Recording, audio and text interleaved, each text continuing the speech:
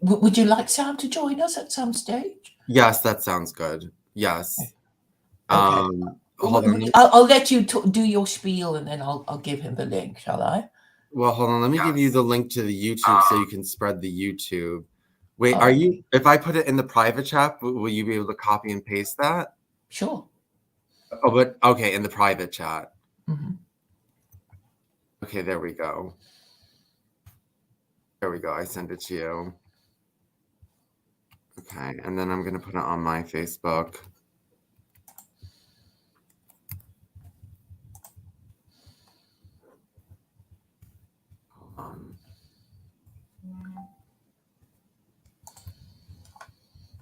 Okay. Oh, great. But we're live. Yes, we are live. Okay, everyone. Sorry for that. We were. I was in the middle of taking care of some things. So obviously, you can tell by the title of this video that my old account, my second account now, got banned. So this is my new account, and Claire is just spreading the link to help get me subscribers and things like that. Yes. I'm going to be really careful with this account. And so, Claire, I'm only letting people on who go through you or through Judas Fly. I'm not letting like random people on the account because I am done getting banned. And I'm really upset because how long did it take you to like get your subscribers back when you got banned? A long time, right? Well, I think the trick is to remember that when you got 2 strikes, you just go away until you've only got 1 strike. You allow them to expire, because if you just keep streaming, it will be the end. So kind of know when to stop when you get to 2 strikes. Yeah, but then I can't. What is it? 3 strikes within a 6-month period? Yeah. And so, if you need to express yourself, go on alternative media, go on Restream and stream on Facebook and Twitter. It's free. Go on Odyssey to, say what you feel you need to say. But if you want to keep your YouTube going, then, when you've got 2 strikes, stop streaming and go somewhere else. Well, I don't want to have any strikes. I'm going to open up Odyssey. I'm going to do it. I'll do an Odyssey account. And just so you know, if you want to spread this, the name of the channel is Vincent Bruno Returns. Just look up Vincent Bruno Returns and you should be able to find me. So there's actually one person. I'm tweeting it. You're tweeting it? Yeah. And I put it on my Facebook timeline. There's already one person listening. I don't know. It's Howard Schoonover. Yes. Hello, Howard. Thank you for Howard Schoonover. Mm-hmm. I kind of remember him. I kind of remember this. Just remember to subscribe and ring the bell, Howard Schoonover. So, but this time I don't know what got me banned. Did you get a message or something? No, what happened? Give me 1 second because my boss just texted me. Oh God, my boss is really. He doesn't like you streaming? No, okay, never mind. He's just difficult. My boss is difficult. He gives me a lot of headaches. I don't know. Okay, the reason I don't know which video got me taken down was so I had to buy more space, $1.99 a month on my Gmail. And what happened was I was paying the $1.99 a month, but then I switched my credit card. So my bank became a new bank. So my old credit card, I got a new credit card. So everything that was tied to that credit card is no longer going through. It's no longer so it lapsed, it didn't get the $1.99 a month. So it turned off the storage. So I wasn't getting emails for a while, and it got banned during that time when I wasn't getting emails. Mm-hmm. Mm-hmm. But so you never got the email. You just know you were banned. Yeah, I just know I was banned. I mean, I don't know what video. I was trying to think of what video would have gotten me banned. I'm trying to think of it. Like, I don't know. I'm sure there's lots of things you're allowed to say. Like, okay, the other day that was on Odyssey, but Sam Samuel said, "Oh, the Gentiles are dark and bestial, and the Jews are the light." And like, I wonder if, like, I don't know, I make assertions, negative assertions about the Jews, like so-called stereotyping them as something. And I don't know if I could get banned for that. Can you get banned for being like, oh, such and such people are so like such and such, like, or no? Yeah, I mean, I know you were kind of thinking, can I use the word FAG? And I remember that this really entertaining conversation with this black person saying, I can use the N word because I'm an N. Yes. And it's like, oh, they can't use it either. And possibly, gay people can't use the FAG word, and we don't really know. I guess they just want us to, switch on our self-censorship mode, and sometimes we get away with it, sometimes we don't, and it's meant to kind of scare us and make us, not say certain things or not discuss certain topics, and that's what they want. Howard says maybe it was the one where you set up that glory hole at the playground. I don't remember that. I didn't have one like that ever, but I do like to read the comments. I like to read the comments so that people feel encouraged to comment more, and like, I'm interacting with them, and they know that I'm answering them, and I do like to answer the chat, you know what I mean? Yeah, but I think you do one of the better. You are one of the better channels because you're capable of having a genuine conversation. You actually read out the chat without really minding what they say, and you're quite engaging. But there are lots of people who just can't have the idea, won't tolerate people insulting them.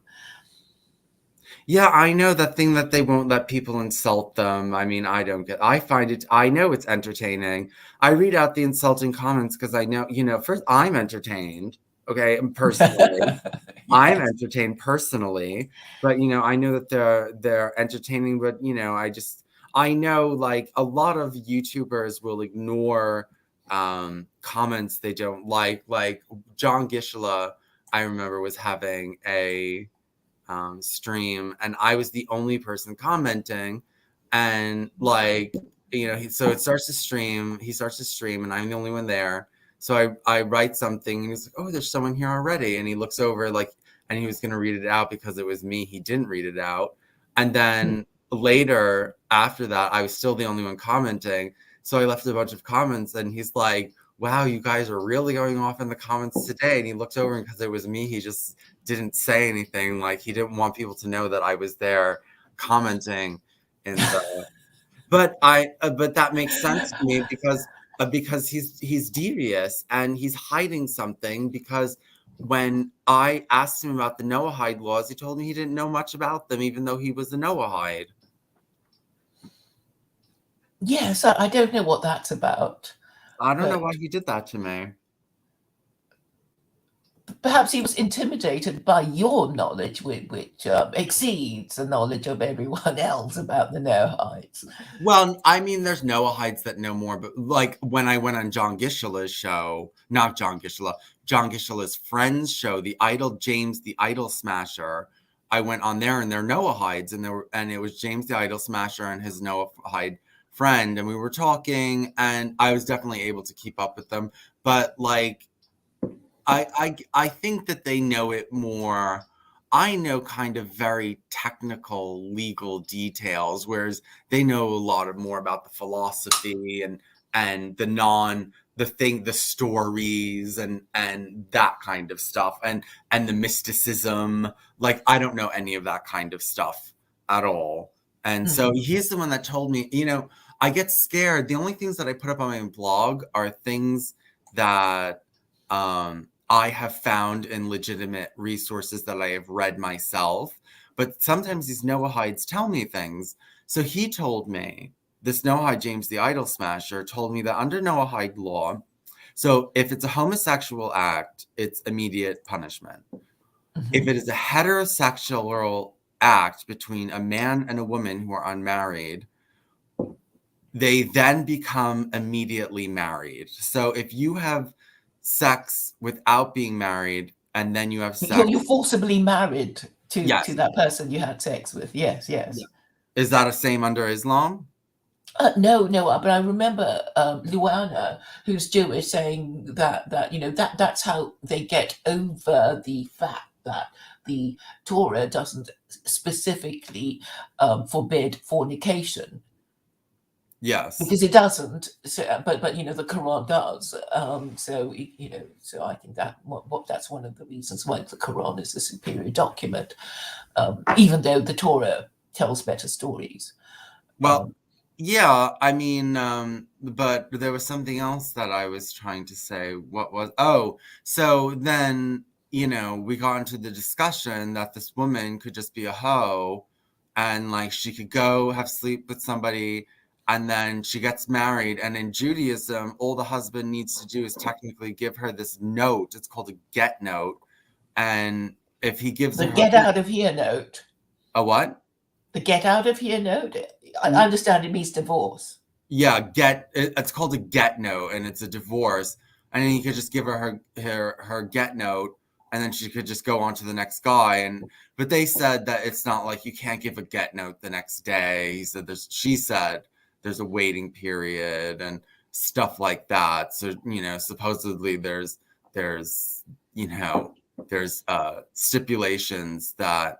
Though, but okay, in Islam, there's triple tilak. So in Islam, he can sleep with her, be married to her, and then divorce her the next day. I don't think so. Okay, I'm saying that there's actually triple talaq already in Western law, because to begin the process of divorce, you have to petition for divorce, and then you'll get your decree nisi, and then there will be your decree absolute. So you don't get it instantly. Obviously the other person, your spouse, will have something to say about you divorcing him or her, and then they might contest it, or they might say guilty as charged or whatever. So there's three definite stages to anyone's divorce. I mean, it's just sort of silly to say you can just divorce somebody like that. But I think the get note is really a release. It's like, I release you, wife, from any further obligation. For you to be he can my give her a wife. get note. I mean, I want to look that up. I want to see how quickly she could get her get note.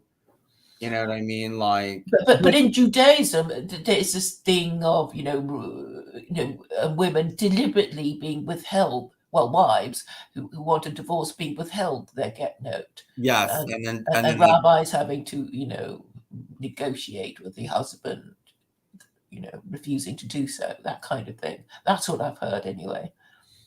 Yeah, I know there was a recent case. A Jew actually won a case. He was refusing to give his wife her get note, so she couldn't move on from the marriage. But I think the man can move on from the marriage without a get note, right? I don't know. I don't really know these things. Oh, so like you said, one of the tactics, if a man won't give his wife a get note, is the rabbis and all the Jews start publicly shaming him. So there was a case where there was a man, a Jew, who wouldn't give his wife her get note. So the rabbis were up on Twitter shaming him, and he won a case against them for cyberbullying. Yeah, he won a case. Yeah, but the thing is, I guess it's not a right. I mean, or traditionally, the husband has the right to withhold this thing if that is what he wishes, and therefore I think divorce should be, a a mutual contract. So that so that divorce is a breach of contract. Like, you didn't give me what you were supposed to, you didn't do what you were supposed to do, therefore I divorce you. So that makes it easier for both parties. What do you mean when you say abolish no-fault divorce? What exactly is no-fault divorce? Well, no fault divorce means that you don't have to say anybody's at fault for the divorce. You can just say, oh well, we just grew apart. We got, and no fault is implied. But in the olden days, it was like, you want a divorce? Why on earth? What's happened? Somebody has to be wrong, or you don't get a divorce. You can't just say, we just grew apart. I just want some room to grow, or shit like that. You have to give a proper reason, like, oh, my spouse was guilty of adultery, he was mental cruelty, whatever. It has to be something, or you won't get your divorce. What was I going to say? That the Jehovah's Witnesses, you can only get a divorce if your partner has practiced adultery. It's called you have a scriptural divorce or spiritual. I mean, no, you have scriptural divorce. You have scriptural reasons for your divorce, and that's really the only one. Even if they're cruel and abusive to you, you can leave the home and you don't have to live with them, but you cannot break up your marriage unless they're unfaithful to you. Yeah, there has to be a reason, and that is the whole basis of fault-based divorce. Somebody has to be deemed officially to blame anyway. What if they're both to blame? Then it's 50-50, because even if you said, oh, I'm to blame, oh no darling, I'm to blame, it's like, well, obviously you two married the wrong person, that's why you want a divorce. So 50-50. Unless you want to say that the other person was more to blame than you, which I think What is should be the way 50-50? forward. What is 50-50? What is 50-50? That 50-50 means both of you are, share 50% of the blame for Yeah. the divorce. So even when you're being, perfectly amicable, I'm not going to fight you over the children, I'm not going to fight you over property, let's just, agree but it's still 50-50. Howard Schoonover says, I watched a video with a bunch of feminist women who were somehow stuck in marriage by Jewish law. Shiksas, ? Shiksas, ? Something like that. That's odd. Feminist women who were somehow stuck in marriage by Jewish law. That's probably that they weren't getting a get note.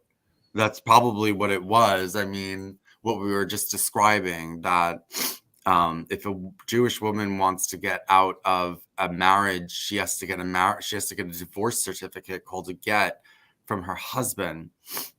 And if he refuses to give that, I'm almost sure he's allowed to move on. Because like, I'm almost sure of it, because I'm pretty sure it's very unfair, but she can't. If it's not that, then he can just be cruel to her and go off and be celibate and not have sex, and not allow her to have sex either, because he won't give her a get.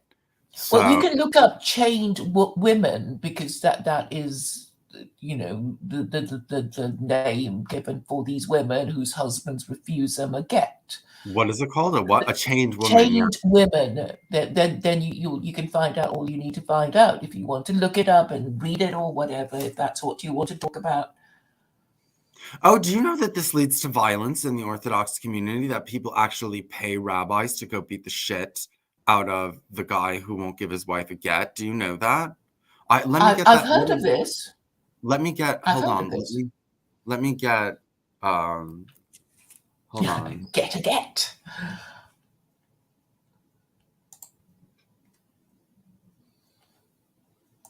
Hold on.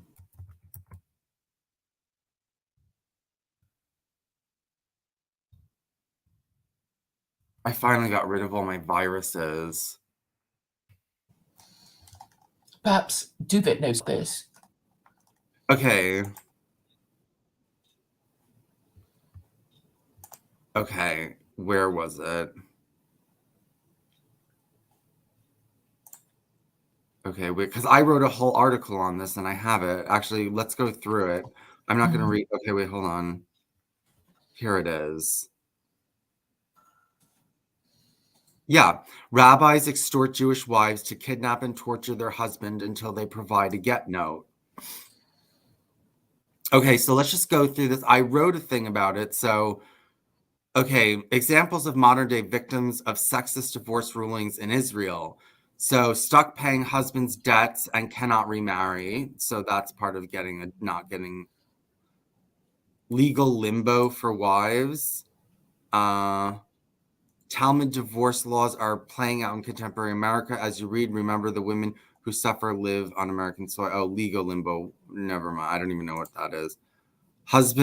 Some husbands are use a legal device that enables them to remarry while holding, yes, their wives in marital limbo. Yes. Okay. Yeah. That's some husbands use a legal device that enables them to be remarried by holding their wives in marital limbo. Yes. Hold on. Men can divorce women at any just by handing them a note called a get note. This can be done in secret, or the get can be thrown at her. Okay, they told me. She was like, oh no, there's a waiting period. But I think it's the same as in Islam, where he can just write up a get note and give it to her and get her out of the house. Mm-hmm. Okay, the get note may be delivered while the wife sleeps. The get note may be thrown at the wife from a roof or up to a roof. A get may be thrown at a wife in public. A woman can be denied her ketubah divorce settlement if her husband humiliates her by describing her physical deformities.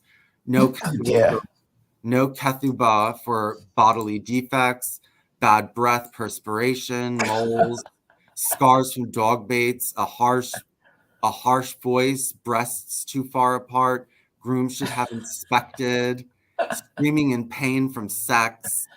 Okay, I know. Quite annoying. Do you want the link to this article? Oh yes, please. We'll post it in the chat for people. Yes, I will. It is a bit So crazy. annoying. Yes.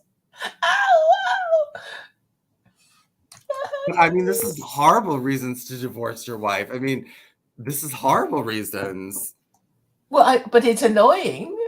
It's annoying. If you can't have sex with her without screaming blue breasts murder, too far apart. What about that? Breasts too far apart. I can't even imagine breasts too. Is it saying she's flat chested or something? No. Or that she has no. Maybe that's it.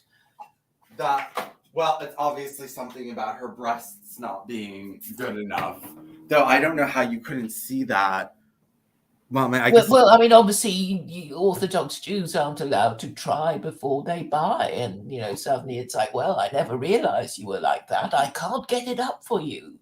Oh, did you see there was like some Saudi billionaire or multimillionaire who married a woman, but he had never seen her without her makeup, and the next morning after they got married, he saw her and he immediately divorced her. Well, something similar happened to Henry VIII with Anne of Cleves. He just saw a nice picture of her, and then he saw her and thought she looked like a horse, and he wasn't having that. But there's actually quite an interesting story in China. So basically, there was a man married this woman. I mean, there might be lots of background information I'm not aware of, and that he divorced her, saying, "The children are ugly. I married what I thought was a beautiful woman, but it turns out that she is basically, more plastic surgeon than natural beauty, and that's why my children are so ugly. She married me under false pretenses, and therefore I divorce her because she wasn't the genuine article, and that's why our children are so ugly." Oh my God. I know. But I No, mean, it's possible that you know he could have just discovered that she was unfaithful, and therefore, you know, but he couldn't find a good reason, you know, or couldn't get enough evidence or something like that. I don't know. well, what happens under Sharia if one of the partners denies there was any adultery? Well, it's a procedure like the husband must be prepared to accuse her publicly, and then she can, you know, swear on, you know, by Allah that she was not guilty, and if she is, make Allah send her to hell, something like that, and that is supposed to be enough, apparently, if he can find no evidence. But the thing is, I guess if you're really determined, you can still divorce her, saying, "Oh, she's not doing this, she's not doing that." And also, I discovered when I was talking to somebody quite wealthy and Muslim, is that, you know, some marriage contracts for wealthy men would say, "Well, I might want to divorce you for no good reason at all. I mean, even though you're not at fault, but if I were to do so, you will get a nice lump sum payment."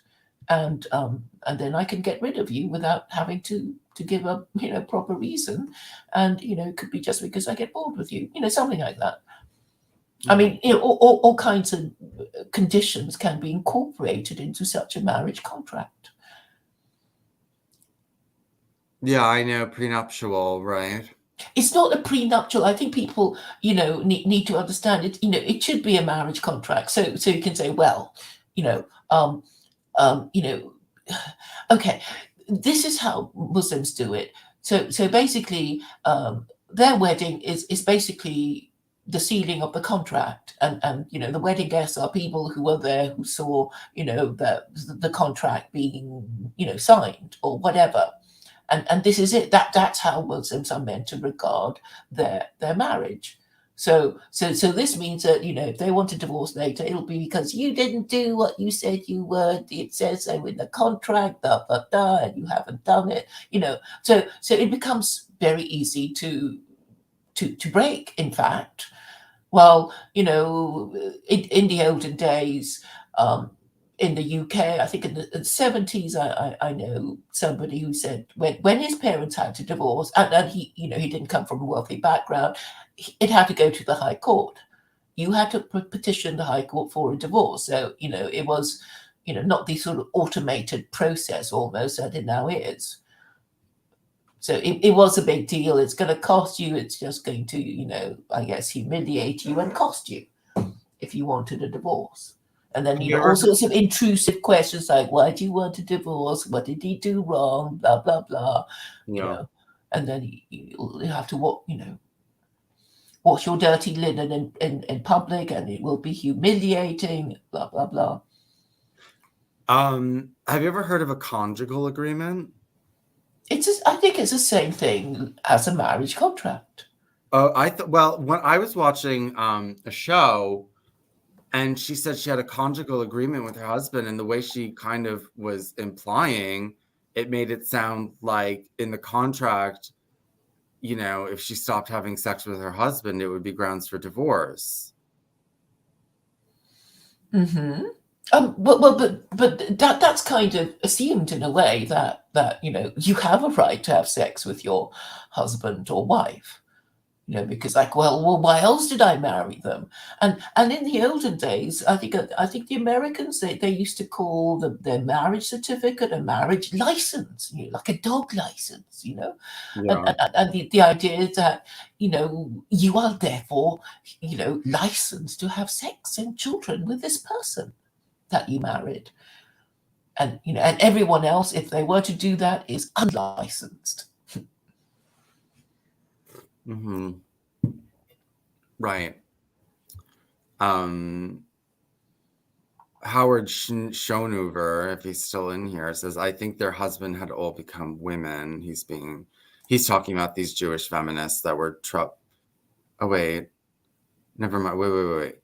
Howard Schoonover says there's a channel Gender Mapper, which is mainly a feminist anti-trans, but the lady is Jewish and speaks Hebrew, so in this one video, she had all these women who were trapped somehow. Yeah, it was because they wouldn't get their get. Howard Schoonover says, I think their husbands had all become women. Oh my gosh. Oh my gosh. That would be crazy. Well, what Well, would they have. It's not just the Jews have become women. The Gentiles have become women because of feminism. these don't sound like religious Jews, though. That would be withholding a get from their wife. I hope they're not getting trans operations and then withholding gets from their wives. That would be kind of crazy, don't you think? But wait, I'm almost sure Judas Fly sent me a video. Okay, I know in Hinduism that if you marry a man and he turns out to be a homosexual, you get a divorce and he has to pay a fine for the deception. I don't know if in Judaism, if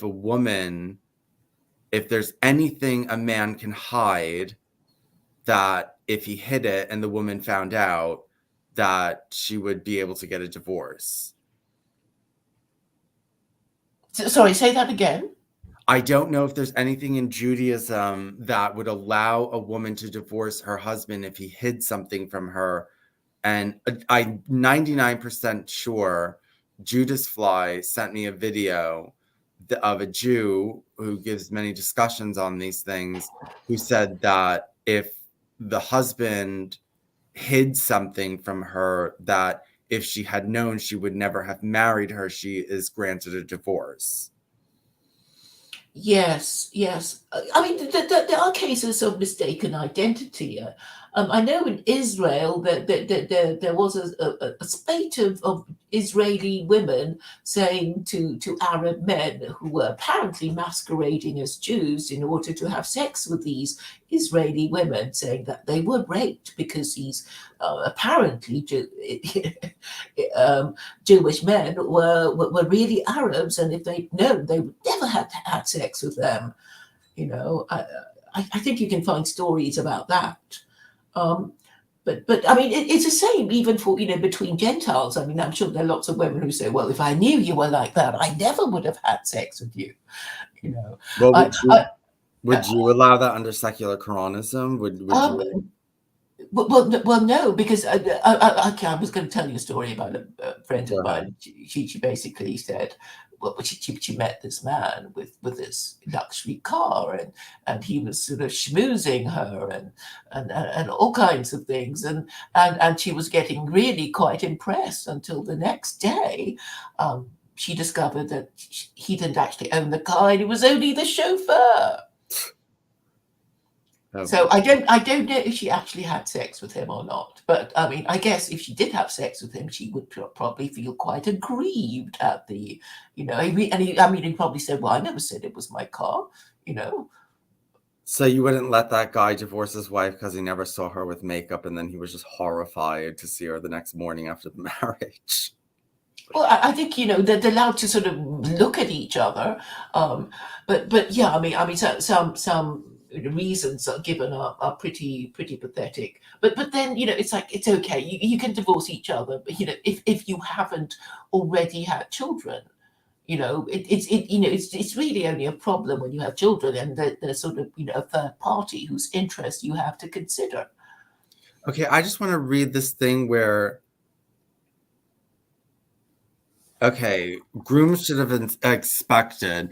The sages argue about the relative responsibilities of the father and the groom for a bride's imperfections.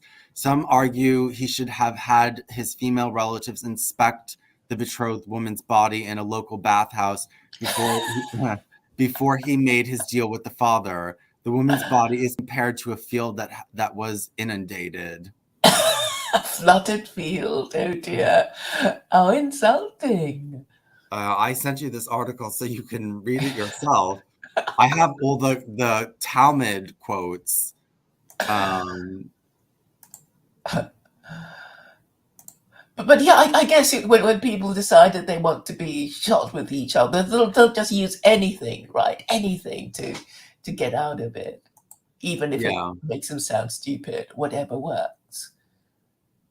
But there's no point just sort of laughing at Jews and Muslims. It's like, Gentiles I told you about this Chinese couple, saying, with a man saying, I didn't know that my wife was mostly plastic surgery, and that's why my children are so ugly. She never revealed to him that she had all this plastic surgery. No. So he thought she was a beautiful woman until the children turned out. I'm sure you can't, really tell that your children are ugly, because I think you're going to give, because ugly children can, I know ugly stories of ugly duckling, growing into a beautiful swan, and you think, oh well, the child doesn't have to be beautiful. Perhaps it. I mean, actually, there are lots of people who were quite ugly children, and then they became. Oh, they looked all right as adults, maybe. Yeah, and the vice versa. Cute kids that turned out to be ugly adults. Yeah, like Mark Lester. I don't know if you heard of him, but if you ever watched the musical Oliver, you might have heard of him because he played Oliver, the blonde, angelic-looking little boy, and I think he was such a famous child star, but once he became adult, nobody was interested in him, presumably because he wasn't that great an actor, or he wasn't good looking anymore. I don't know. Well, I'm seeing him. Well, this is a picture of him when he looks like 16 or 17, and he's not unattractive. I mean, I'm looking at pictures. Can't you share the pictures on your screen? Yes, If you want? yes. That'd be nice. I think that would make it your video better. Okay, let's see. Okay, this is him. This is him in 1975. That's him in 1975. But yeah, pictures of him. I mean, nobody's like beautiful when they get older. Oh, no, he's. I mean, look here. What is he? 60 something. He's not hideous. He's not an unattractive. No. He's not unattractive. I mean, for his age, he's rather attractive, I think. I mean, I think it's hard to look good when you're that age. And so, I'm not going to. No, but that picture of him when he was 17 looked fine. Is this? Oh, yeah, look, he was handsome. Look at him. There he is. He's handsome.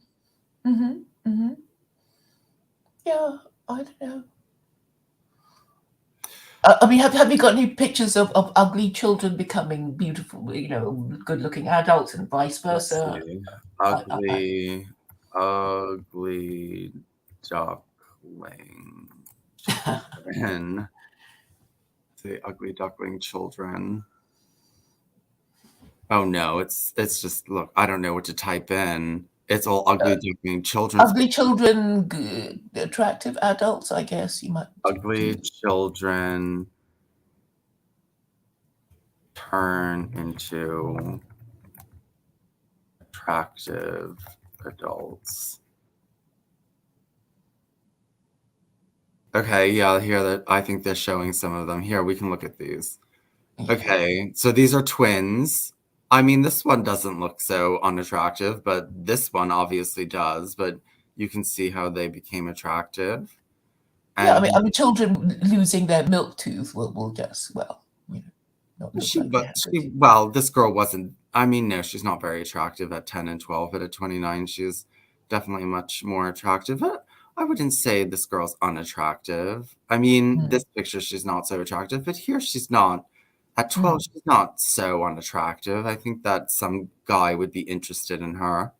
I think. Okay, that's not a good example. They're showing examples where these girls, oh yeah, look at this. Oh yeah, she's so ugly. And she's not ugly. Are they really trying to say this girl right here is ugly? It's silly. I mean, okay, here, this is a little bit more. But I don't think she's very attractive here. I'll try and find that story of the Chinese couple, because that would make it clearer, I guess. Chinese. Okay, they're showing really bad examples. Ooh, who's this? This is supposed to be a man. Okay, yeah, this guy went through a transformation. Definitely. He went through a transformation.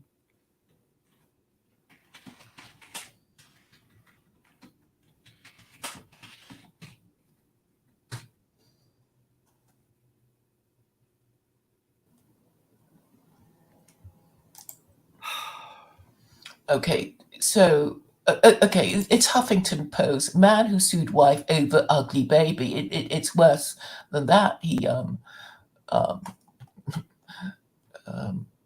on.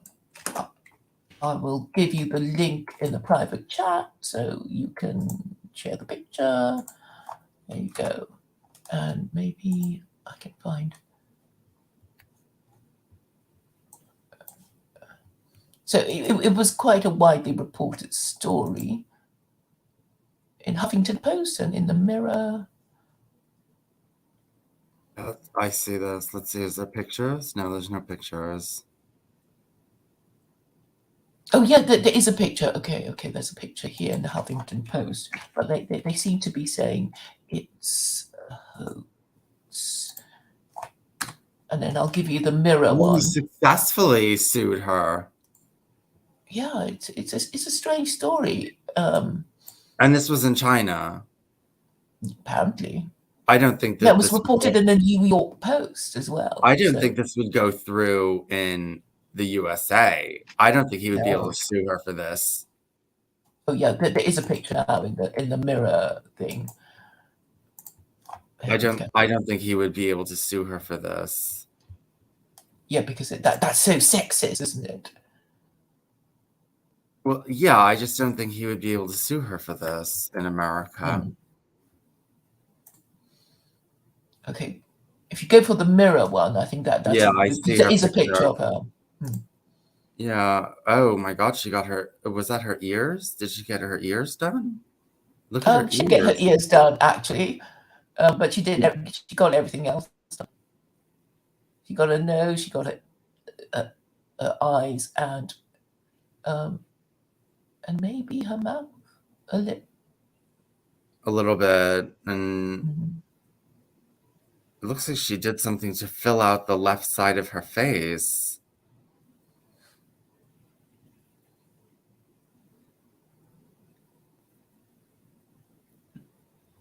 Oh yeah, he saw the child. It was so ugly that he accused her of having an affair. Well, how did he find out that she had all this plastic surgery? She told him that she used, well, her good looks were due to £62,000 of plastic surgery, and the baby was in theirs. The furious husband took her to court, claiming she had tricked him into marriage and won his lawsuit. Interesting. I married my wife out of love, but as soon as we had our daughter, we had marital issues. So, well, they have a picture for it. I don't know. Well, he wouldn't get this. Would he get a divorce under secular Quranism? Well, it depends on. Well, I suppose that they. Okay. Yeah, I think so. But it would also depend on what their marriage contract said.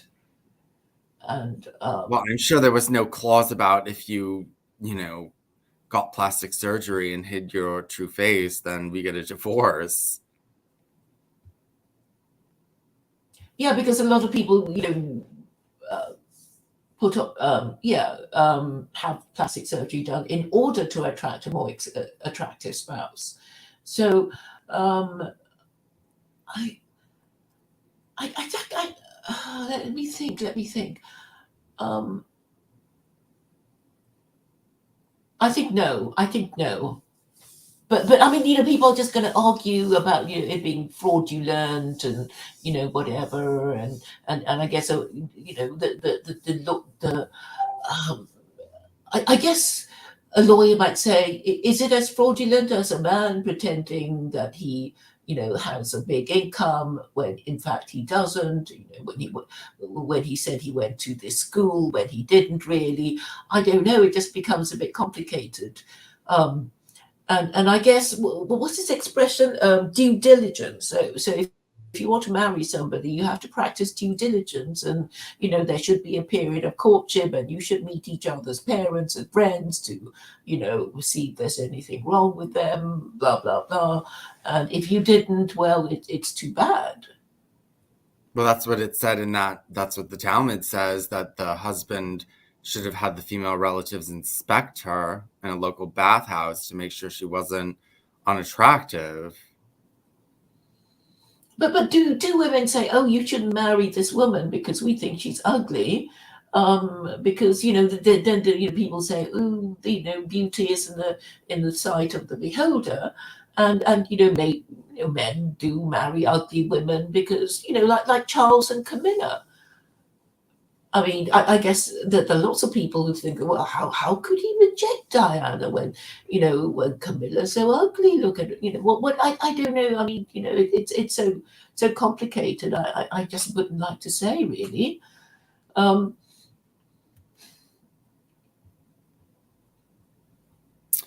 I mean, I guess if the guy wanted to make it, the Chinese guy, he might have said, well, but, I don't know. Well, maybe we can save up for plastic surgery for our daughter or whatever,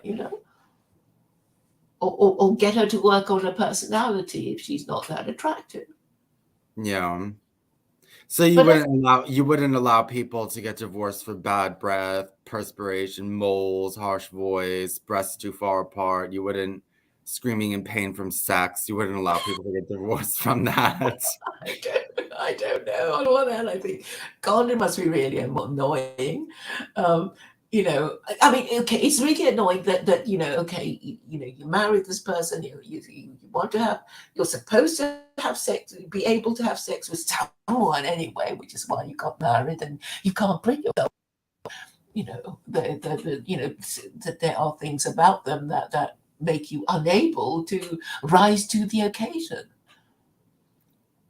So I don't know. Say that one more time. That there are things about them that make you unable to rise to the occasion. About as who? a man. But I guess for women, it's sort of, well, they don't have to do anything. They just have to, I mean, as the English say, close their eyes and think of England. The women, it's like they just have to wait for it to be over, while a man actually has to get it up and and perform. Yeah, right. So obviously you would allow divorce if the marriage was never consummated. Yeah, then you can have an annulment, which is what the Catholics have always gone for. Although it can, cause problems when you already have children, because Henry VIII tried to divorce I think he did divorce. Actually, I'm not sure now. His first wife, Catherine of Aragon, and she had already given him a daughter, and he divorced her because he wanted to have a son, and she was already in her 40s, and he knew he wasn't going to be able to, she wasn't going to be able to have children, and he knew he couldn't, he wasn't, well, Christianity is not polygamous. But if he had been Muslim, then it would have been all right for him to just take another wife. So there might be an argument for Henry, well, he should have been Muslim, and then there would have been no need for the bloody wars of the English Reformation, when lots of English people suffered terribly for being the wrong kind of Christian and got burnt at the stake and whatever.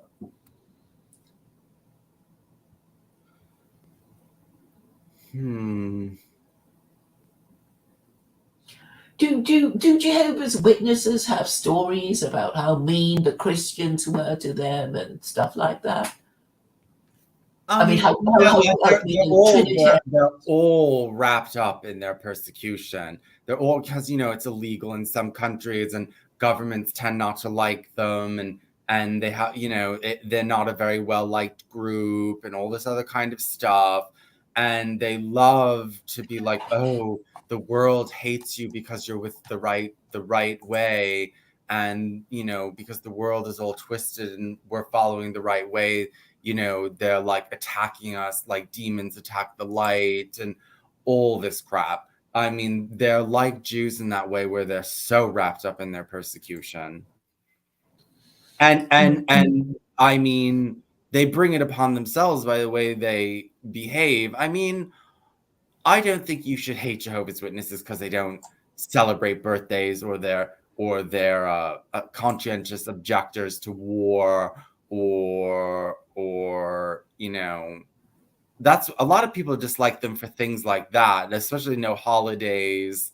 And I mean, most people don't dislike them because of their doctrine, though if you're religious, you do. That's true. But and they're going door to door. They don't like, I like them, actually. I kind of like the way that they go about their business, but I know it's hard for Jehovah's Witnesses to remain Jehovah's Witnesses because basically they're being kicked around by the Trinitarians.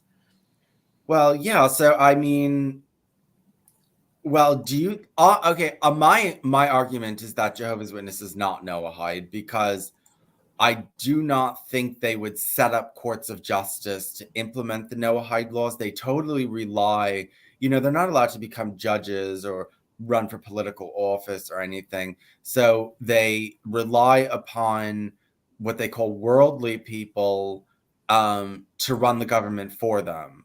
And they object to becoming involved in the government.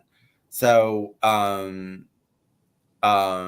I do not believe that they would set up courts of justice to implement the Noahide laws. So it's not Noahide compliant, though I think that that's the very last cherry on top when it comes to the Noahide laws. Okay, you are commanded to set up these courts. And from what Hasidic University says is that nations that don't set up courts are to be warred upon. But I have been wondering about this because I'm like, well, what would they go after the Jehovah's Witnesses for? And I have two ideas. And one is the courts, that they would never set up courts. They don't believe in the Because they were never in a position to do so, because they were never, a long time ago, there were some Aryan kingdoms, I guess, because we know that Constantine and his son were Aryans, don't we? Or did you know that? Yes, you about told Constantine? Me. Yeah. So for at the beginning they were kind of the mainstream. They were the establishment until they decided for political reasons to become Trinitarians. Right. Do you want to discuss the reasons why they might have chosen to become Trinitarians and abandon Arianism? Yes, but let me just finish with the Jehovah's Witnesses. That so they don't have holidays, right? Because you're not allowed to make a holiday. Though a Noahide told me that you're only not allowed to make the holiday if it's idolatrous. So I mean, but I don't think I don't know if that's true. So I guess the argument would be that Muslim holidays are allowed because they're not idolatrous. I don't know if that's true though. But Jehovah's Witnesses have no holiday except one. It's not really they commemorate something on that day. They commemorate the Passover, where Jesus broke the bread and drank the wine. They go through that ritual. It's their only kind of holiday. I don't know, because I've been thinking about this. And I want to get really deep into this with a Jew, because there's so many Jews that think that their rabbi is the Messiah. I don't think you can be punished for thinking that if you're non-Trinitarian, I don't think you would really be punished for thinking that Jesus is the Messiah. I think that that's your right. Oh no, because Jesus was all about breaking the law and all that kind of stuff. So if you're not following, honestly, if you're not following the Noahide laws, well, okay, I'm trying to imagine a situation where the Noahide laws would be, would be enforced, and therefore, I think idolatry. I mean, Jews discuss define idolatry as bowing before idols, but they also acknowledge there is the other problem, as the Muslims do, of hidden idolatry, in the sense that a Jew or a Muslim praying correctly could be guilty of hidden idolatry if his thoughts are not, out of harmony with God's laws, for example. So he could be praying and looking like he's doing everything correctly, but he might be thinking of making plans to commit adultery or sodomy or something criminal. And well, that's a little unfair, especially so under the Noahide laws, you are never punished for what you believe in your own head, ever. No, but it's impossible anyway, because unless you do something that manifests as belief, nobody would be able to detect it. But the idea is that if the Abrahamic God exists, then he would be able to detect all these acts of hidden idolatry, because he knows our hearts and minds. I mean, that's a belief anyway. That's a theory. Well, but what I'm saying is that that's the argument that the Jews say. Well, no, but they don't allow idolatry. You said you would allow idolatry because there's hidden idolatry, but the Noahide laws don't give you that clause.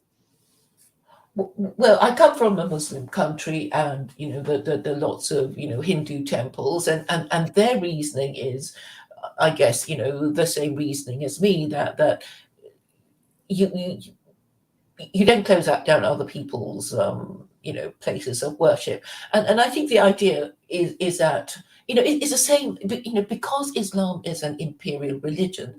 It already assumes that there will be lots of different groups of people living under its imperium, and it also knows that if you're going to just fight people in order to force your religion on them, they're going to fight you harder. But if you just say, don't fight us, just pay us, the tribute that we want from you, and we'll leave you alone to lead your life.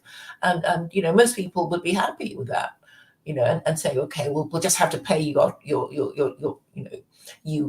tribute, but as long as you leave us alone. But if you're going to change our religion, we're going to fight you to the bitter end.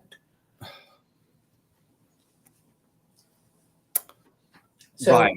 so I think that's a reason, and I would have to allow idolaters, well, Christians, because people say, oh, I'm going to be demolishing cathedrals. Of course, I'm not going to do that. It would be silly, but because already the people who visit churches and cathedrals are not even Christian. The tourists and the people who don't believe in it anyway. So I don't okay, America is run by the First Amendment, so there's no official religion. So for a long time, America was able to have this American identity, until only recently, did it begin to fail. But Americanism was the official religion of America. I would have thought, the whole idea of the American dream, and, Americans being the bee's knees and the most powerful superpower on earth, and that kind of thing. And yeah, they were doing all right.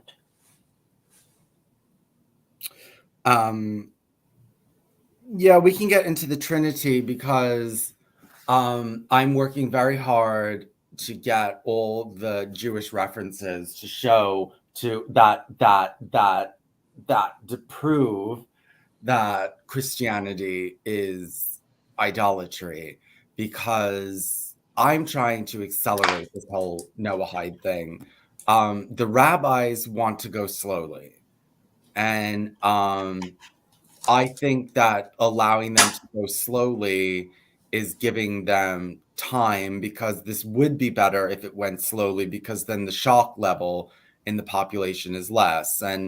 And they've been able to get their arms in all of these big major powers because they weren't running around telling everyone.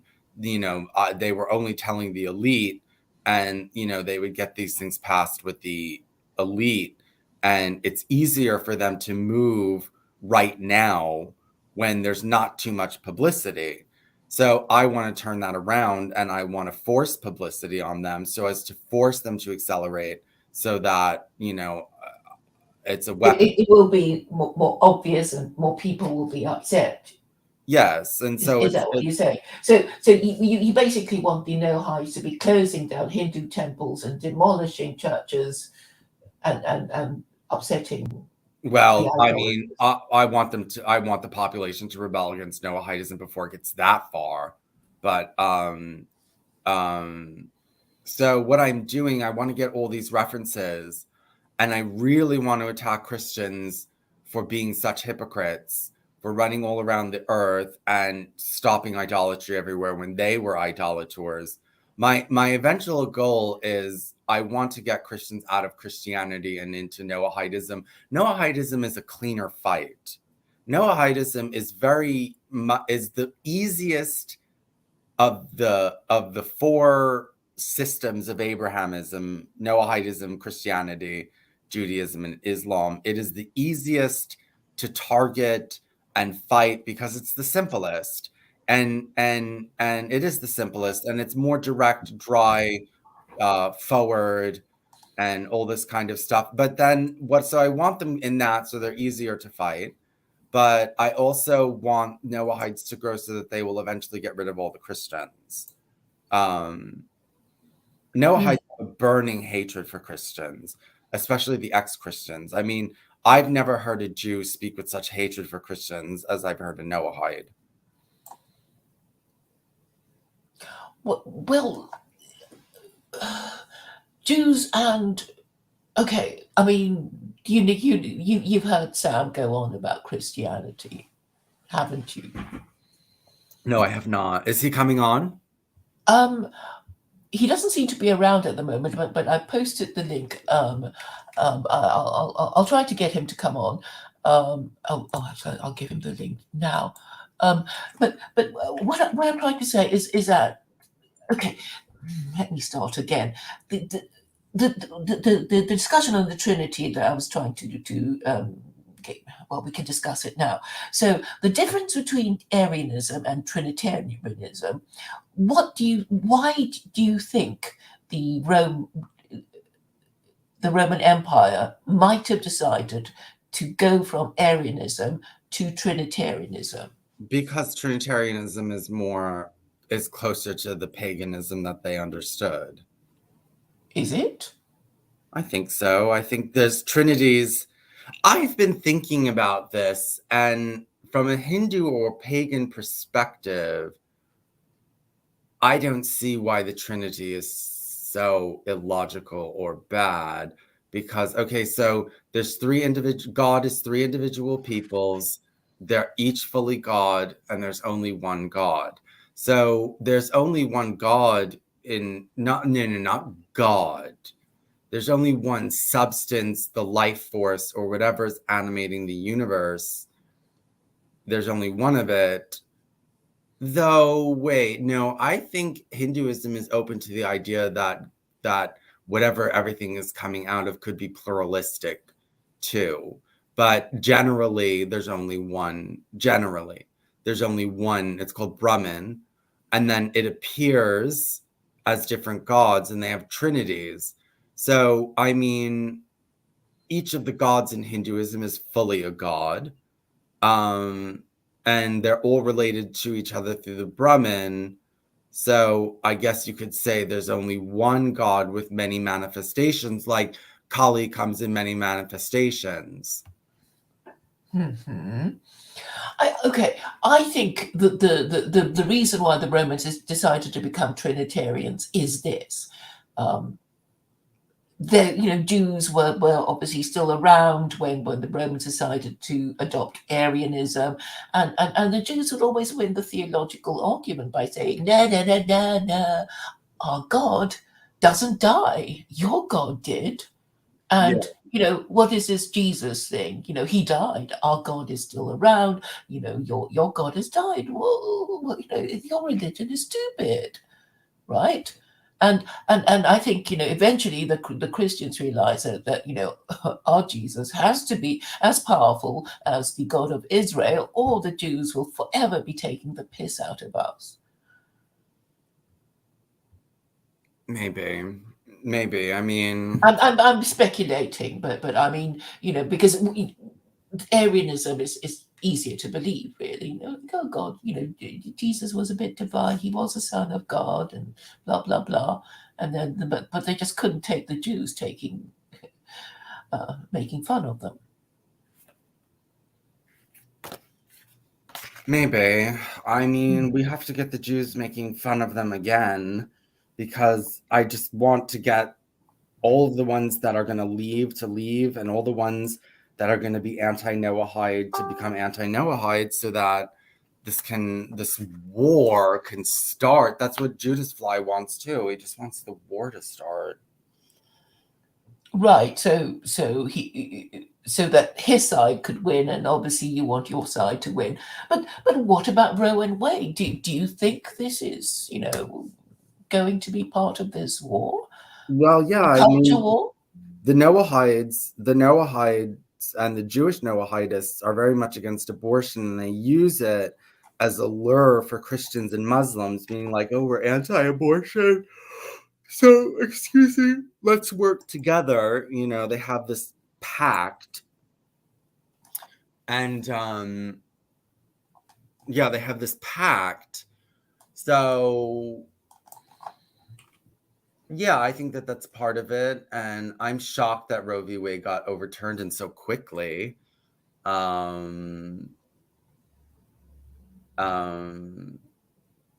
Yeah, Roe v. Wade will be part of this cultural war. So, I mean, I think they're going to try. Well, because didn't Clarence, what is his Thomas? What's his name? Clarence Thomas? Clarence Thomas? Well, he's a black Yeah. conservative Supreme Court judge. Yes. Yes, he is. I believe he has said that, something to the fact against gay marriage. So, this whole Roe v. Wade thing was going on in the Supreme Court for a while, and they were keeping it secret until it leaked, which I'm not surprised it leaked, because one of those justices that's liberal must have leaked it, or somebody leaked it. Mm-hmm. And so I don't know what they're doing in secret about gay marriage. Well, I imagine, if they overturn Roe and Wade and it stays overturned, there will be a wave of social conservatism. I think that is the hope that social conservatives have.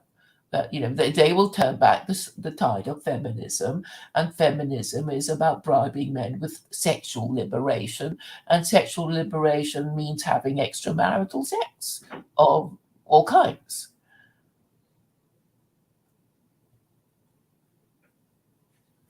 Yes. And they might eventually overturn gay marriage and that kind of thing. Yes. Yeah. They might. I hope that doesn't happen. I don't know if it'll happen. Something might happen. I mean, that I promote abortion because I believe it's eugenic that it was all eugenicists who started the abortion and birth control movement. You know that, right? Mm-hmm. Yes. I disagree with your definition of eugenics, though. Well, because who's getting the abortions? What type of people are getting the abortions? But I'm saying that there is a unintended consequences of having abortion widely available, because then everybody will think, well, if I get pregnant, I'm going to have an abortion, and then it becomes a form of contraception, and people will feel entitled to it, which is now the case, and then it'll be just so annoying that people will say, no, abortion is not your human right, slut. We've had enough of this. And this is what will I know, turn but this the is the right. tide. I think the right has the wrong mentality in that. Okay, I didn't post it on my Facebook because, to be honest, I thought it would get taken down for hate speech. But I said, well, you all hate Black people so much, and almost half of Black babies are aborted. So I said, you're going to be surrounded with more Black babies, and you're going to have to pay more welfare, and there's going to be more crime because these poor mothers who can't afford to have the babies can't get abortions. And that's what's going to happen. I think the eugenicists. What will happen is if they really don't want it, they'll commit infanticide. If they really don't want their kid. Yeah, I know, but then they're going to go to jail, and most women are not going to commit infanticide. Abortion was meant to keep the poor classes in check, and also. Well, marriage would be, because if you shame anyone, whether they are, low status or high status, if you have a child outside wedlock, you are disgraced. You are treated as a sex offender. So people will, not just be pumping out, their illegitimate offspring. And that is the idea, because, obviously, for any woman, it's like, well, it's very easy for a woman to get men to have sex with her, but not so easy to get them to marry her. Yeah, I know, but what I'm saying is that, well, if we had no abortion, the dependent classes would have large families, and that's what you don't want. The idea is that the classes that are educated, that are working, that are actually upholding the dependent classes have small families anyway, because they're very conscientious and they don't want to, they want to have the children and they want to treat them right, and they want to bring them up in health and wealth, and they don't want to have so many children that they can't afford, and then they're overstressed and they can't finish school or can't go back to school, and all of this kind of stuff. So they limit their numbers, whereas unconscientious people just pump them out. So if you have abortion, the unconscientious people, look, if you're having children you don't want, that means you're not using birth control, and that means that you're doing something that you're unconscientious. You're not for some reason you're not really upholding your part of the social contract. So abortion becomes eugenic, because these people who would otherwise have large families if we enforced monogamy on them are limiting their numbers.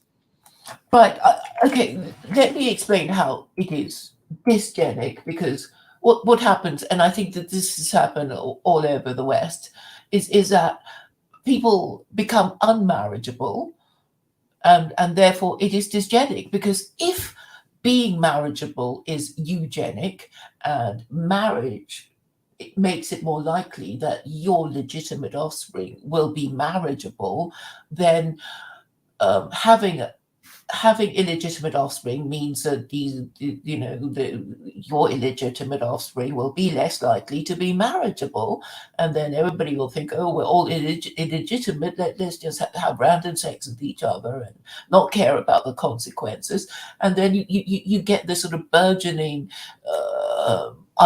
group of underachievers and well, social parasites, political pariahs, just people you wouldn't hire, and then they will just produce more and worse offspring, and then you create the cycle of dysgenic generations. Right. Hi, Sam. Hey, what's up? Hi. Hey. We're talking about Roe v. Wade. Oh yeah, I'm having my grapes, and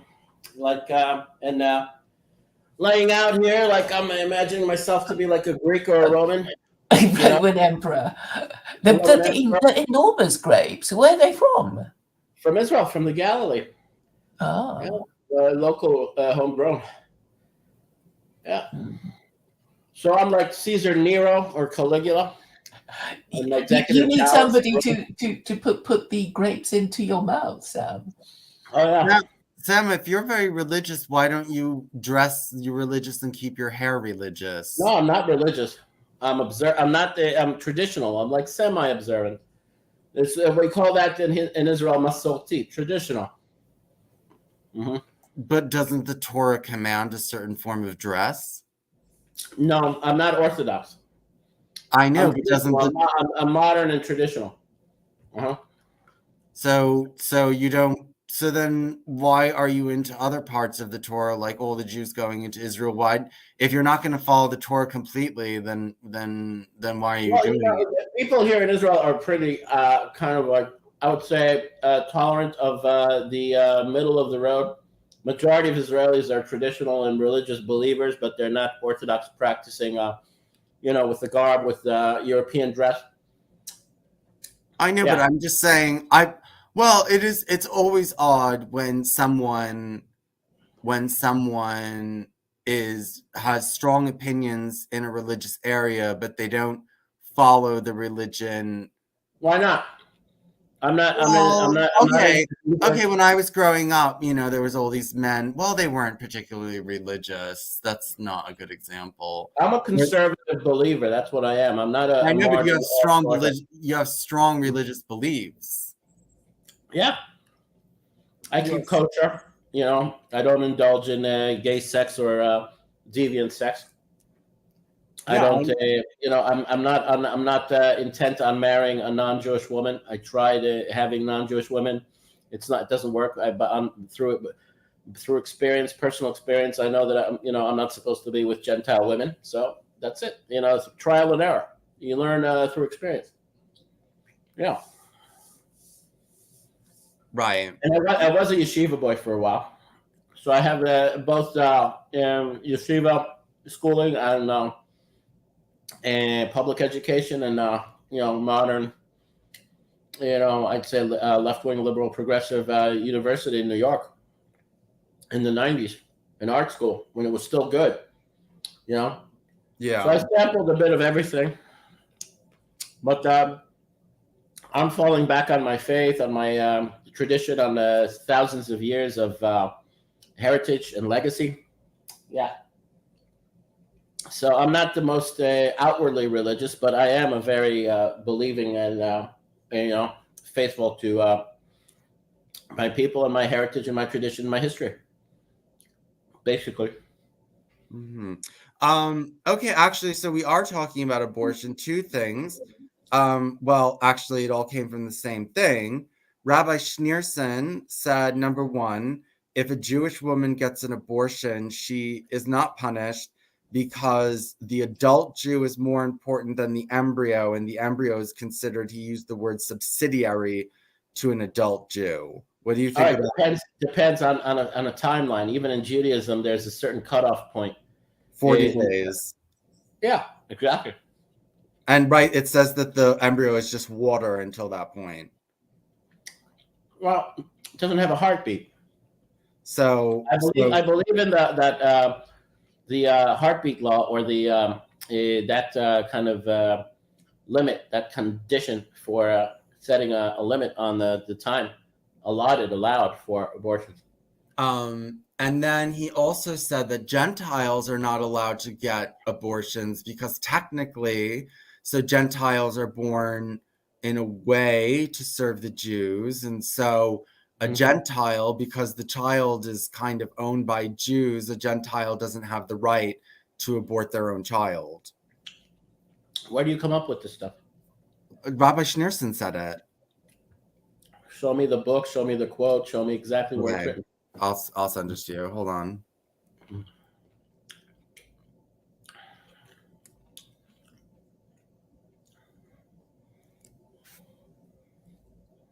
Hold on.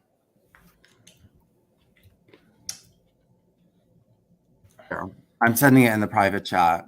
I'll put it in the but it's easier for you to click and paste from the private chat. Okay, I just posted it.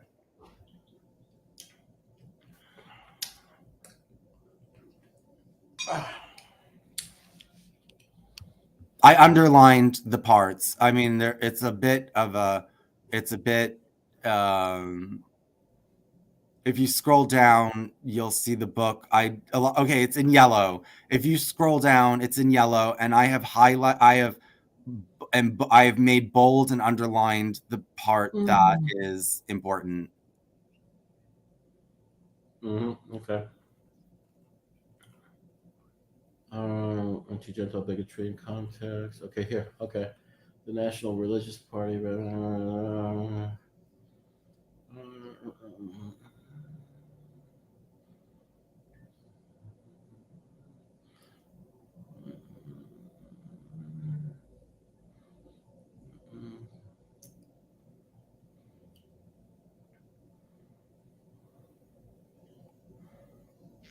It's a little bit down.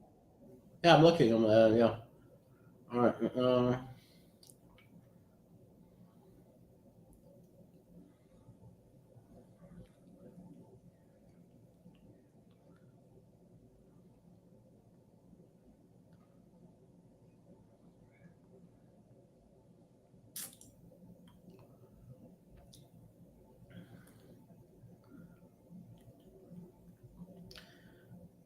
Is everything for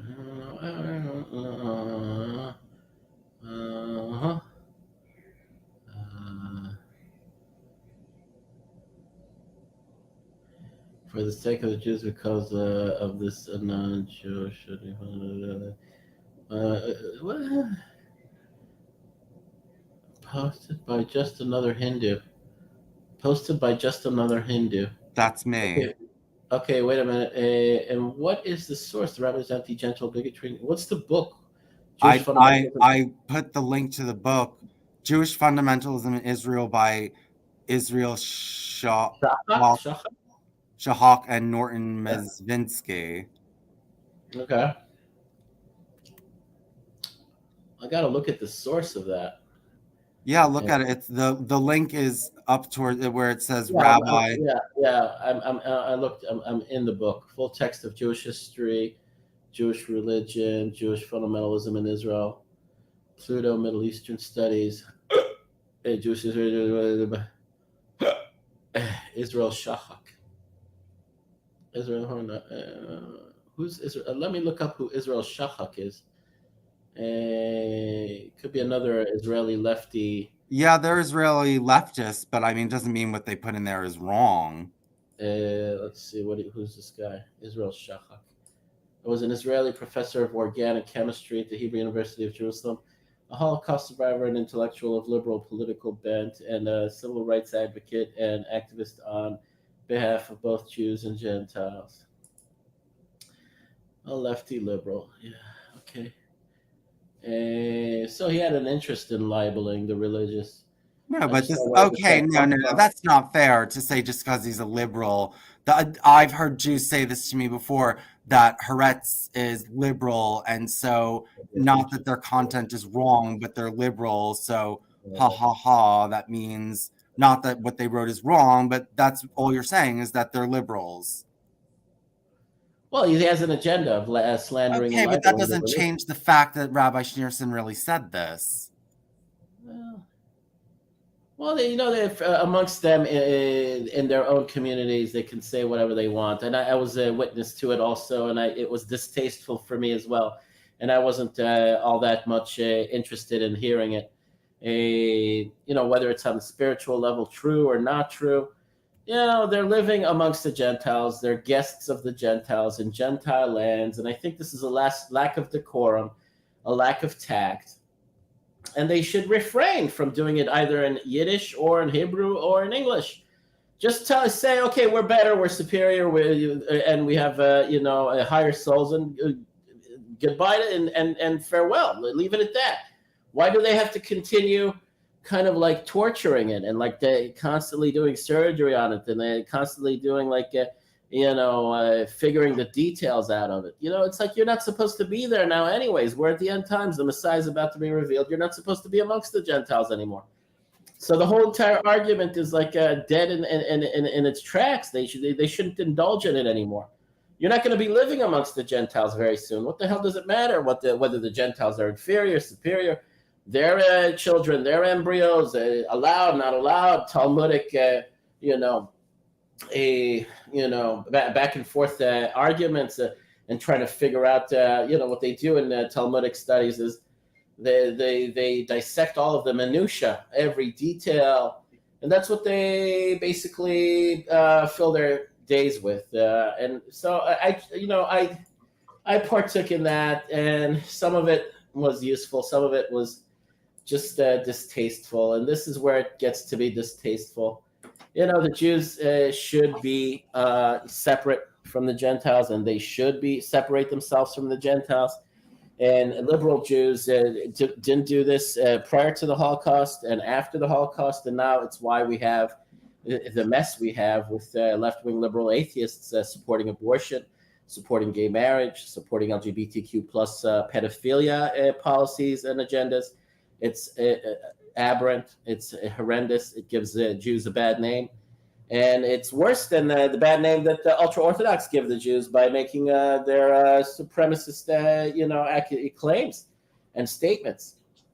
I think Jews, left-wing liberal Jews that support abortion and gay marriage are more aberrant than the ones that say that, the Jews are superior because they have better souls, or they're, and we're closer to God and we have divine souls. And, that's also annoying, but it's less annoying than atheistic Jews that support abortion and gay marriage.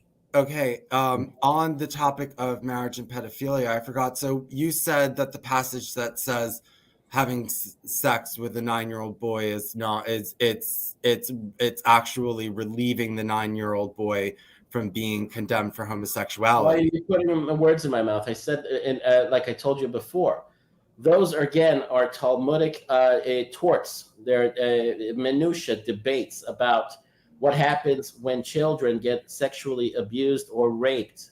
That's what I said. That's what I just said.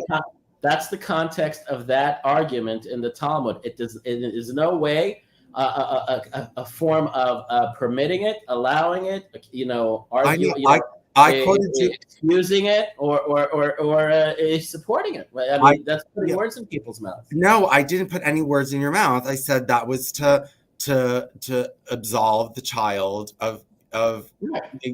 I quoted you properly.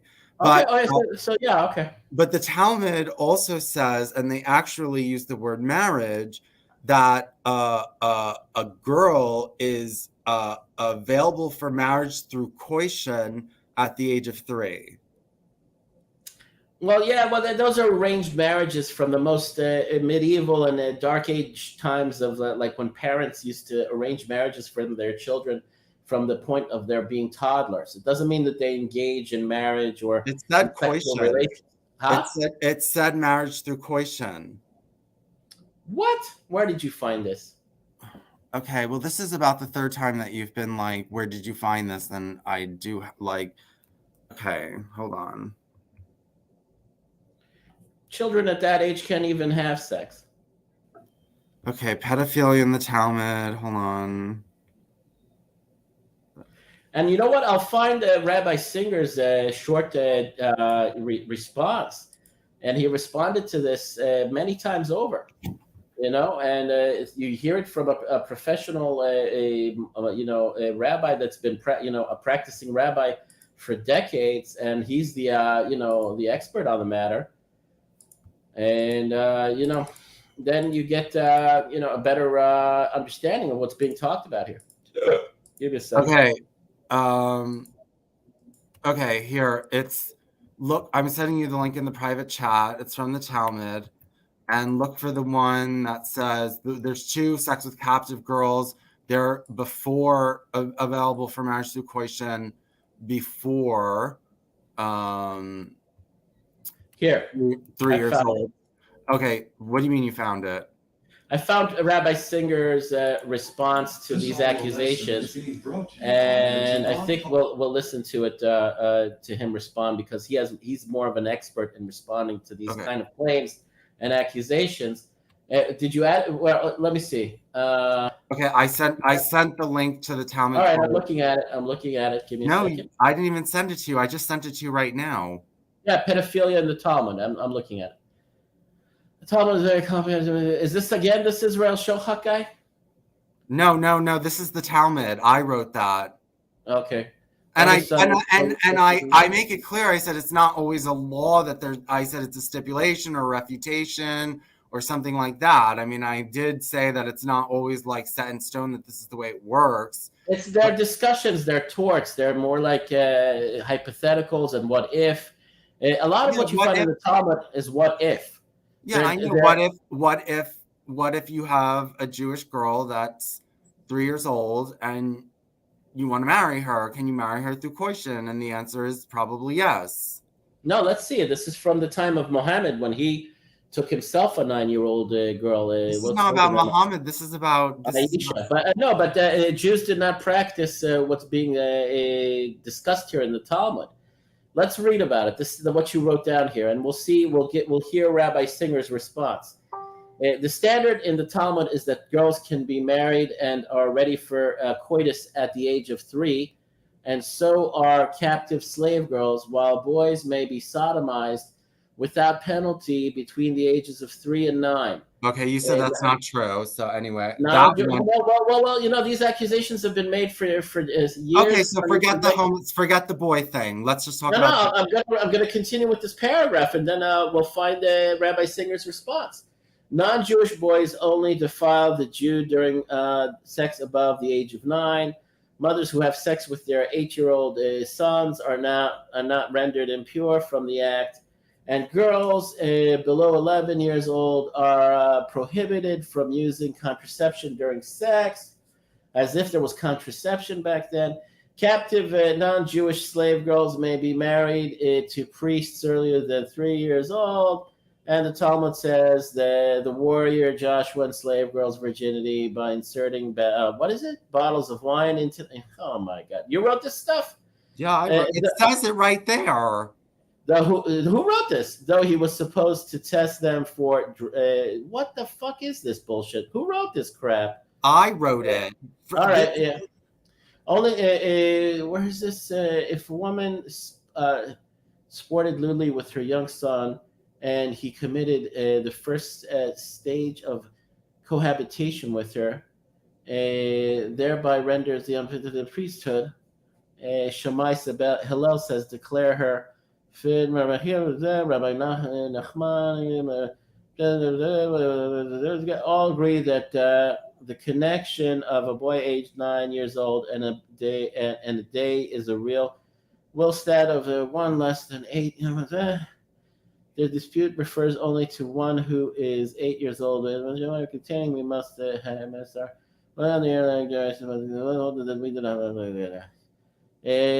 Was it Babylon? Son had dreams. Okay, so let's hear. I mean, I've heard these accusations ever since I was a boy in the United States. A lot of Christian event, all sorts of Christian anti-Semite groups, anti-Semitic groups accuse the Jews of promoting and permitting and legitimizing pedophilia or arguing that it's okay, according to the Talmud. And Rabbi Singer responded to this many times over properly in a rabbinical, where did it go? I just found it. Give me a second. And we should hear what he has to say. Okay, just give me 1 minute, because he's more of an expert on the matter. He has the real insight as far as a practicing Orthodox rabbi, and he has he's dealt with it longer. I mean, he's lived with it longer. And 1 second. Here, I'm putting it in the private chat, and let's fast forward it to like about when just the introduction and the question that gets asked, and how he responds to it in brief. All right, can you post that and let's listen to what he has to say? Yeah, let me go to the bathroom. Sure. Oh God.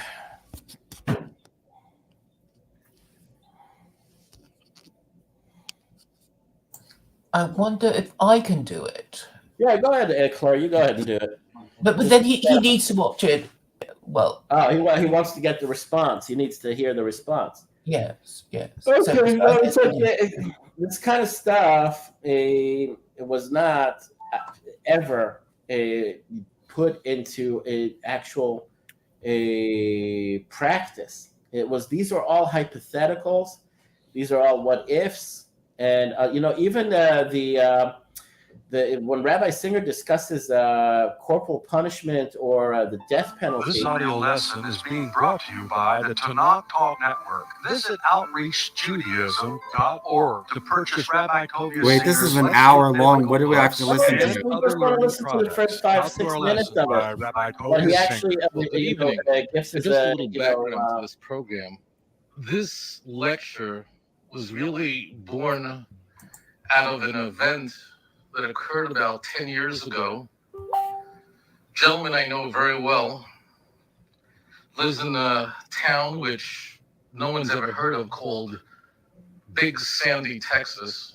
Even Big Sandy, they never heard of it. It's all the way in East Eckville, Texas. This is not Dallas, where you change your American Airlines flight on the way to Los Angeles. This is right about an hour away from the Louisiana border. Fellow who I had met there who had such a great love and intense connection to the Jewish faith that he made a decision that he was going to convert to Judaism. He had been very intensely involved in his church for all of his life. And we became very close. I even went down to Big Sandy, did a series of lectures at his home, which drew an unusual crowd. Even it was such a notable event that the Dallas Morning News sent their reporter down a couple of hours east to cover the event. And it was after that he had converted, he told me that in his church, there was a Jewish woman who had converted to Christianity and was also considering returning back to her Jewish faith. However, when she had mentioned that she was considering embracing Judaism, her pastor quickly gave her a book called The New Covenant, a book that essentially attacks the faith of Israel, the Jewish faith, and attacks the Talmud, which is one of the most sacred works of Judaism. And he said to me that this book, because it describes the Talmud as a document which advocates some of the most hideous crimes, because this book advocates the notion that the Talmud advocates pedophilia, murder, racism, and other very, very bizarre acts, and because this woman herself was a victim of abuse, this was the impediment to her considering to return back to Judaism. She did not want to meet with me. She had studied my tapes, but she felt very uncomfortable actually sitting down with me. He begged me, would you please make an audio tape for her and go through the arguments that were made in this book and respond to them and refute them. And I told him that I would. I took a little tape recorder.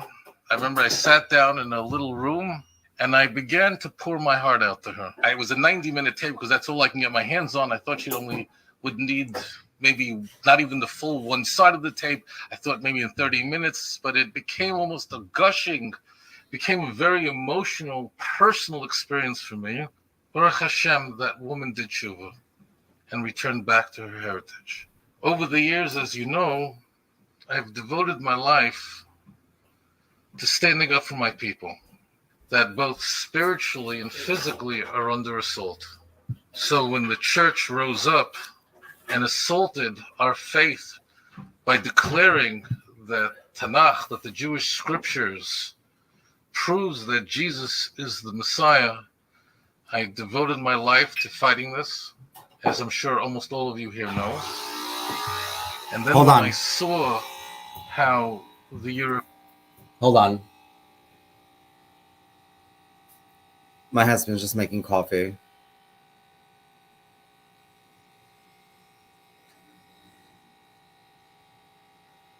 1 second.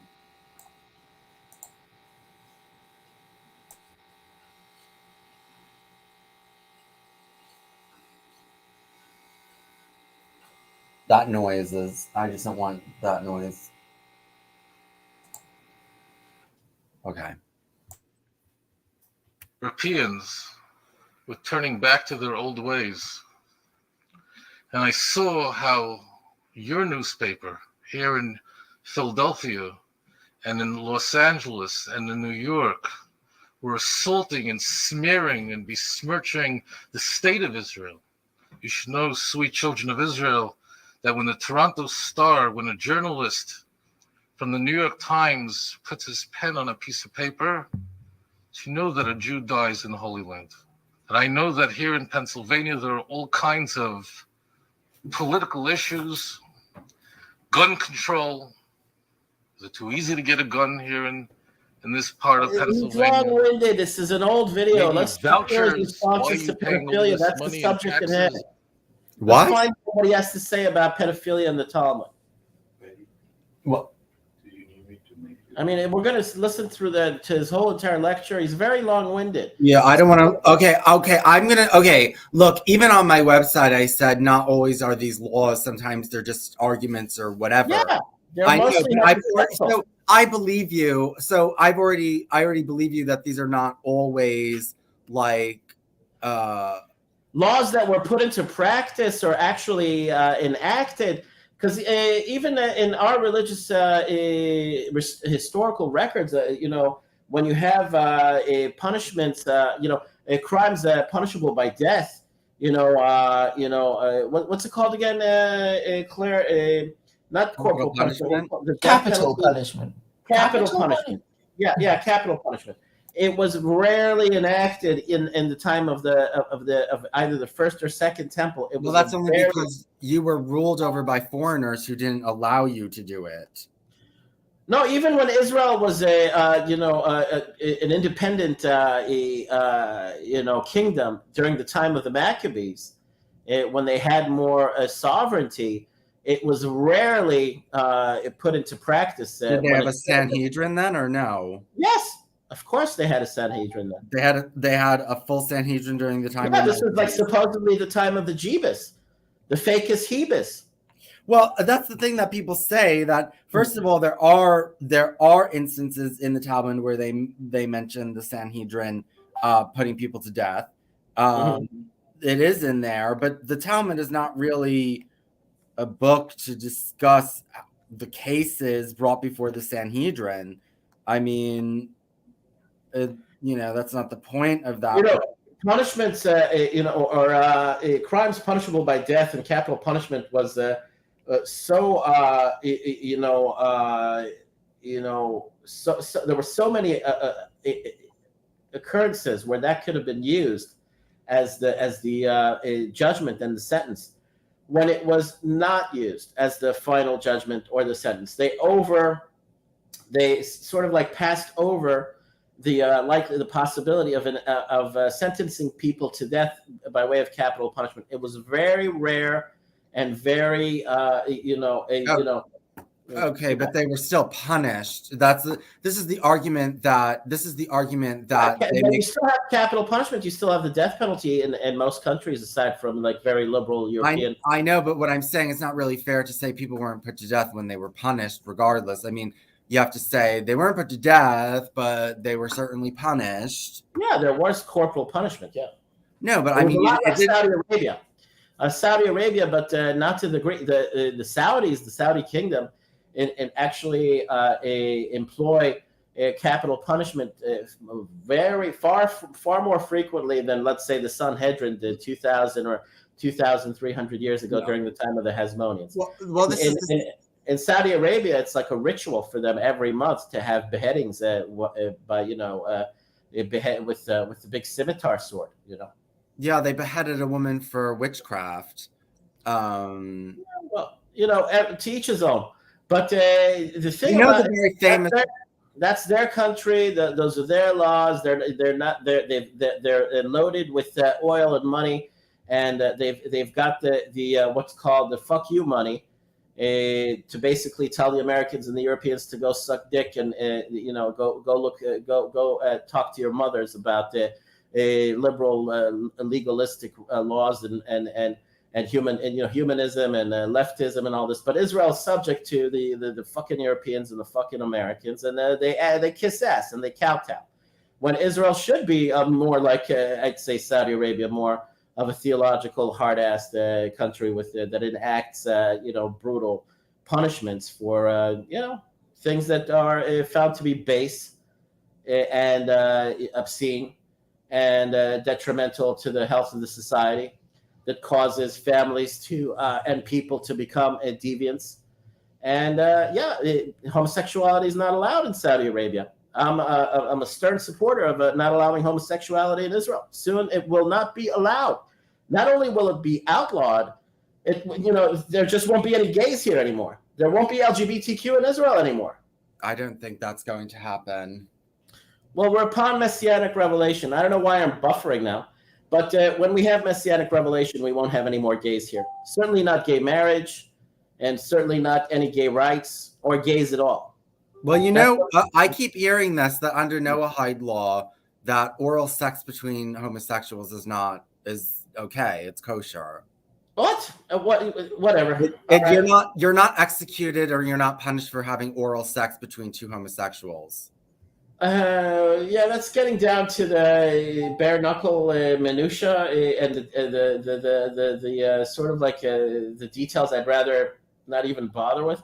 But homosexuality in any way, shape, or form, any sexual interaction between two men or two women, or between a man and a dog, or a man and a horse, or a woman and a horse, a woman and a donkey, a woman and children, or man and children, that will be a thing of not only the past, that will be so deeply buried in the bottomless pit that it will be forgotten as even having existed.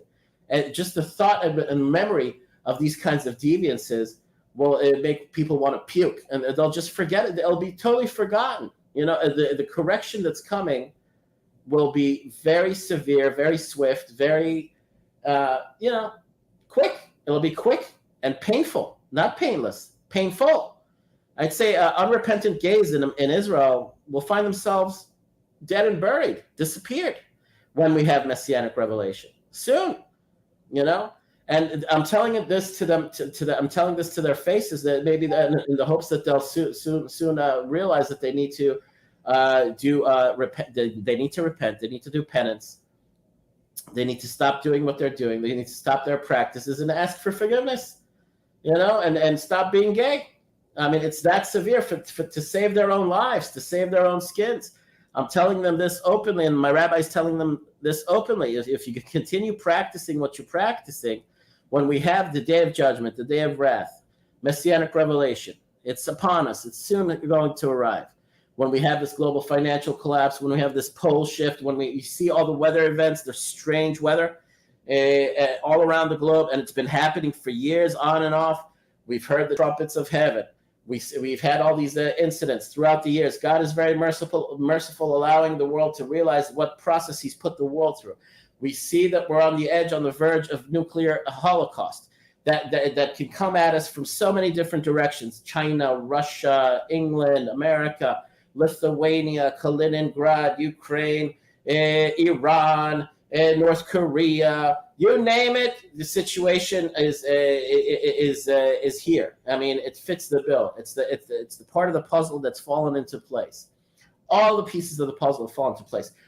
Those that choose to ignore and pretend as though we're living through just another episode of history and things are routine, it's just another cycle, we'll get past it, we'll get beyond it, are deluding themselves. And my objective here is to let them know, whether they're Jewish or not Jewish, but especially the Jewish ones. The Jewish ones will get it quicker than the non-Jewish ones, especially in Israel. Homosexual Jews, LGBTQ Jews, that continue practicing their sexual deviance when the Messiah Mashiach is revealed, I'm sorry, it's just going to be your end. You're just going to be done away with. You're going to be disappeared. You're going to die. It's the day of judgment is very stern. It's very severe, very serious. It's not just them. It's anyone who gets in the way of the Messiah. Anyone who gets in the way of what the corrections that the Messiah and God will be putting into force, will be enforcing, will be enacting, will be declaring by God's will through the Messiah, declaring an end to this, an end to that. This person will die, that person will die. Executions all over the place. It will be the day of wrath, but it will be like constant from then on, constant judgments being passed, constant executions, constant corrections, and it's going to be very painful, very violent for those that, I'd say there won't be bloodshed. What my rabbis described is that their souls will just be, separated from them. It's like the angel of death, the mashchit, the one that's called in the Christian terminology, the Grim Reaper. He's called a mashchit. It's similar to the word Grim Reaper, the slaughterer. Okay, there's not going to be any bloodshed when the Messiah makes declarations of this person having to go, or that person, anyone that gets in the way of the Jewish people that are meant to do God's will in the land of Israel. All right, and fix all that needs to be fixed, and all around the world as well. There'll be ingathering, but this process by which people will be put to death will be without bloodshed, meaning there's not going to be any shots fired, there's not going to be any stabbings or throats getting cut, or there's not going to be any bloodshed. There's not going to be. People are just going to drop dead. Their souls will be plucked from them, and they'll be dropping dead on the spot. All right, if they get in the way of the Messiah, and if they get in the way of the Jewish people that are serving God and the Messiah in the land of Israel. But the Jews living outside of Israel are vulnerable. God is not protecting them for a reason. God is not giving them any providence or protection. And this is meant to be publicized because they will be feeling the ire, the anger, and the hatred of the Gentiles, driving them to return to Israel. So death will be pursuing the Jews of the diaspora, of the exile. And it doesn't matter whether they're gay atheist types, the gay atheist progressive types of Jews that are hell-bent on staying amongst the Gentiles. They'll stay there and they'll die there. They'll die rather quickly. Well, or the ones that are half Jewish, or the ones that are not really Jewish, or the ones that don't belong in Israel, they'll live their lives amongst the Gentiles, no matter whether they survive what's happening, what's going to come, what's going to arrive, or whether they don't survive. It's not our responsibility. Those Jews that are meant to return to Israel, God will take care of it. It's the filtering process. He will make sure they all return against their will. Willfully, no matter how it's done, death is going to be pursuing them. They're going to leave everything behind. And that's why God is not going to protect them. It's meant to be the reason, the driver, the motivator, to have them leave, pick up and leave everything behind them. Now, all the liberal, left-wing, atheist, progressive types that are pro-abortion, pro-gay marriage, those people will stay. How long they'll survive, I don't know. That's all in God's hands. They might not survive very long with all the violence and madness and chaos that's going to arrive. And we've discussed this nonstop, me and Claire. And there's plenty of backing evidence for what's about to arrive when we have financial chaos, when we have supply chain breakdowns, when we have big cities being cut off from supplies of food and water or electricity. When you have power grid, you're talking about rolling blackouts. Everybody's talking, even on fucking Fox News, they're talking about rolling blackouts that are going to start in the United States. It's not going to be a pleasant ride. I mean, the Jews will be driven back to Israel against their will because death will be pursuing them. Death, all right? And the Jews of Israel are protected. The Jews that are loyal, the Jews that are in a state of anticipation, the Jews that do believe in Messianic revelation, that do believe in God's direct intervention, they will have an easier go at it. We will be in a refuge. This will be our safe place. This will be our salvation. This will be our sanctuary. That's why all Jews will want to come here. It's going to be the only safe place, the only refuge, the only place that they're protected from the nations that are going to pursue them with the intention of killing them. Well, that's not what just harassing them. It doesn't make sense because prior to the Messiah, the nations are supposed to be practicing Noahide law. Well, there is a certain a percentage, not all of them, I'd say the righteous Gentiles, the ones that have actually accepted the truth, did the research on Jesus, did the research on the New Testament, and are not bitter, and are not resentful, and are not, sore about the fact that they've been lied to and deceived for 2,000 years, 2 millennia, and that this ruse, the satanic, joke is on them. Well, they can be humble, and a lot of the Noahide leadership, a lot of the top figures in the Noahide movement, are very humble people. They'll realize that they're falling back to the default position, which is Judaism, which is what is known to the Christians as the Old Testament, the Hebrew Bible, the Torah. All right, because it's been tested by time. It's been tested by 3,400 years of challenges and trials. And so has Christianity for 2,000 years, but 1,700 years. But we know that Christianity survived because it was a machination of the state. It was a machination of tyrants. It was a machination of the aristocrats, the royals. It was designed for what's known as the divine right of kings. It starts with the Caesars. I mean, those were the ultimate emperors, the kings of Europe before Europe fragmented into feudal fiefdoms and kingdoms. It was still the empire, so you had your emperors and you had your governors. And it's for the rulers, the divine right of rulers, not just kings.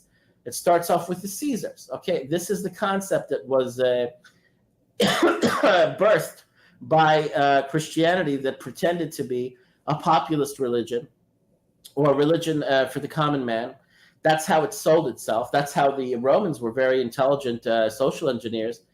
Pliny the Elder was a very good social engineer, and they good propagandists and good spies. He was actually doing military reconnaissance in his day, doing research on the Essenes. He went and lived with them for a while, prior to the revolution, the Great Revolt. Pliny the Elder was actually, surveying and spying and living with the Essene movement to, the violent rebels. They were not peaceful. They were not peaceniks. They were not pacifists. But he, along with the rest of his buddies in the imperial cult and the Roman propagandists and historians, turned the Essenes into ascetic, peaceful, peacenik kind of. That's how he painted them. That's what he wrote about them in his histories.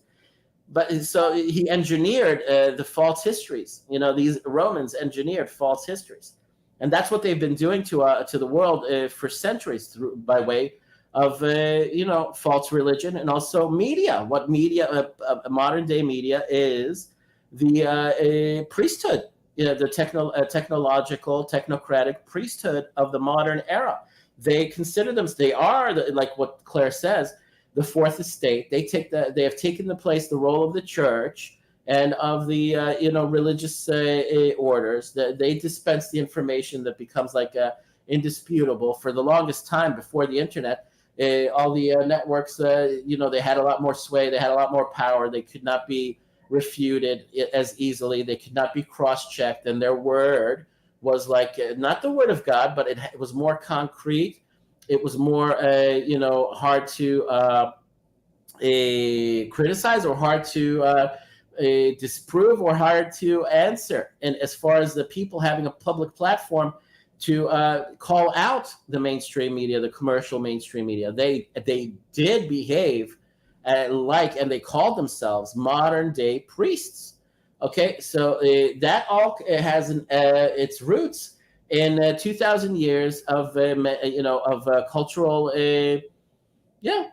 sophistry, what Atwell calls the oligarchical sophistry of the ruling elites, telling people what to think and how to believe, thought police, thought control. It evolved. It evolved into technological platforms. Instead of the church and the religious platforms, it turned into the TV and the radio and the computer. Those are the platforms by which people get brainwashed or seduced or are mind controlled or tricked or you're told what to think, told what to believe. But now we have a great opportunity to actually deconstruct all of what was done in the past to make sense of where we have arrived today and why so many people are so prone to being manipulated and brainwashed and emotionally, controlled. So as far as this lecture goes, he gives the proper responses to all those accusations and claims. When people read it on the surface, like what you put on your site, they are obviously and rightfully disgusted, but they don't realize that a lot of those debates and arguments are all hypotheticals. It's what ifs. It's not about permitting it or legitimizing it or authorizing it in any way, and it was never practiced. Most of the things in the Talmud that get debated are rarely ever practiced. They're mostly hypothetical debates and arguments. It's mostly about kosher laws, religious observance of the Sabbath, marriage, business, everyday interactions. And yes, it covers a lot about what's permitted and forbidden as far as sexual practices. But we know it's not just what do you call it? Just like cultural, like legends, not legends. What do you call that when you, not legends, but like, when you have rumors about people in certain communities that like they do it through a sheet, through a hole. Yeah. These are the stupid kind of misconceptions or rumors that get spread about ultra Orthodox and how prudish they are and how they're not natural as far as their sex lives are concerned. But have you ever seen ultra Orthodox families, 6, 7, 8, 9, 10 children? You think they don't know how to fuck? They know how to fuck. And so it's retarded, all these stupid accusations and innuendos and insinuations about, they're so prudish. But they have more children than anybody, the ultra Orthodox. Come on. You think they don't know how to do it? They know how to do it. And they don't do it through a sheet, but they're not deviant about it. It's with the intention of having children, and not about getting your rocks off or coming on somebody's face like the gays do, or the deviants in America and Europe do with with the fucking all about the sport fucking and the recreational sex, the pornography and all that shit. It's all going to get reversed. Now we're working with a clock that's going to get turned back in time. This is not progress we made. This is devolution. We are in the process of devolution. What's happened through the past century or more since sexual liberation and all this, we have all of this deviance being publicized out in public for anybody to see. It's like there's no restrictions even for children, and they're watching all this shit. This is not progress. This is not progress. This is a regression. This is a major sodomite regression. This is like, the age of the generation of the flood and the sodomite, regression that nobody in their right mind wants to continue going down this path. It's destructive. It's self-destructive. And that's why when we have Messianic revelation to fix all of this, all the pornography, all the sexual deviance, all that will stop almost instantly, because a lot of people are going to die. When I said that judgment is going to get passed down, it's going to be very serious. The ones that refuse to stop and to actually adhere to God's laws, also regarding sexual deviance and what's proper, what's not, what's allowed, what's not. There's not going to be any patience for them. They're just going to be put to death. You're just going to be dying left and right. A lot of people are going to disappear. I mean, and I say this again, there's not going to be bloodshed. It's just that their souls will be plucked and they'll be dying left and right. They'll be disappearing, And a lot of Jews in Israel will also be disappearing. A lot of the lefties, a lot of the atheists, a lot of the supporters of sexual deviance, the LGBTQ type people will all be dead. They'll be gone. That's why God is very, very merciful. That's why he's dragged this out for years upon years. He's made it very, very clear. He's made it very, very, obvious. This is the process we are in. I'm giving you an allotted time period, just like prior to the Holocaust. It was 20 plus years. What is it, from 1922, 1923, from Germany's hyperinflation to 1942? We talked to Philip or somebody, Paul, somebody or other. Remember, Claire? That was enough time for the Jews of Europe to realize that things have really devolved in Europe against you, not in your favor, against you. And some realized it really too late. Some realized it by the skin of their teeth. but they didn't realize, they didn't know that the final solution was being authored in 1942 in Wannsee in Berlin. I actually was in that palace where they authored the final solution. That was 20 years. I had my German girlfriend living in that part of Berlin, in Potsdam, not too far away from there, and me and her went there to where the final solution was drafted and authored by all those Nazi top figures, the leaders of the Nazis that wrote the final solution. How was it in Wannsee? What? Going to the bathroom. Okay. What was the? I mean, it was in a palace. It was in a royal a palace of Friedrich the Great in Berlin, in Wannsee, where they wrote up they architected the Holocaust, the final solution. Right. So it was 20. I'm just making the connection that God gives the world and the Jewish people a long, long time to put the pieces together and to understand where he is leading them, and if they do not turn away, and if they do not repent, if they not, repenting is not just about being religious. It's about understanding that God is in control, God is in command, and if he puts you through a process of this type of correction, it's because there's no other way to fix you, to fix the world. It's other than through violence, through chaos, through pain, and through misery. And that's what happened. The Jews of Europe really let themselves go. It wasn't just intermarriage, intermingling. It wasn't just that they were converting to Christianity to get ahead. They were turning their back to God. They were becoming secularists. They were becoming atheists. And this happened on a too great a scale that it was a devolution. It devolved into the Second World War. After the First World War, it also the Bolshevik Revolution, which they played a huge part in as well.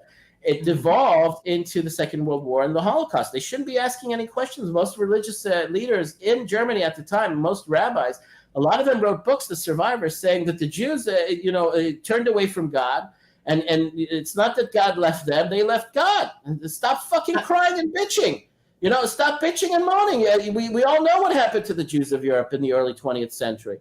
We all know. So you're saying that Orthodox rabbis said Jews brought it on themselves? Yes, I can find you the books. I read these books to a friend of mine that did tshuva, that became ultra-Orthodox, him and his wife, from the kibbutz, and they moved to Haifa, and they invited me to do Shabbat with them.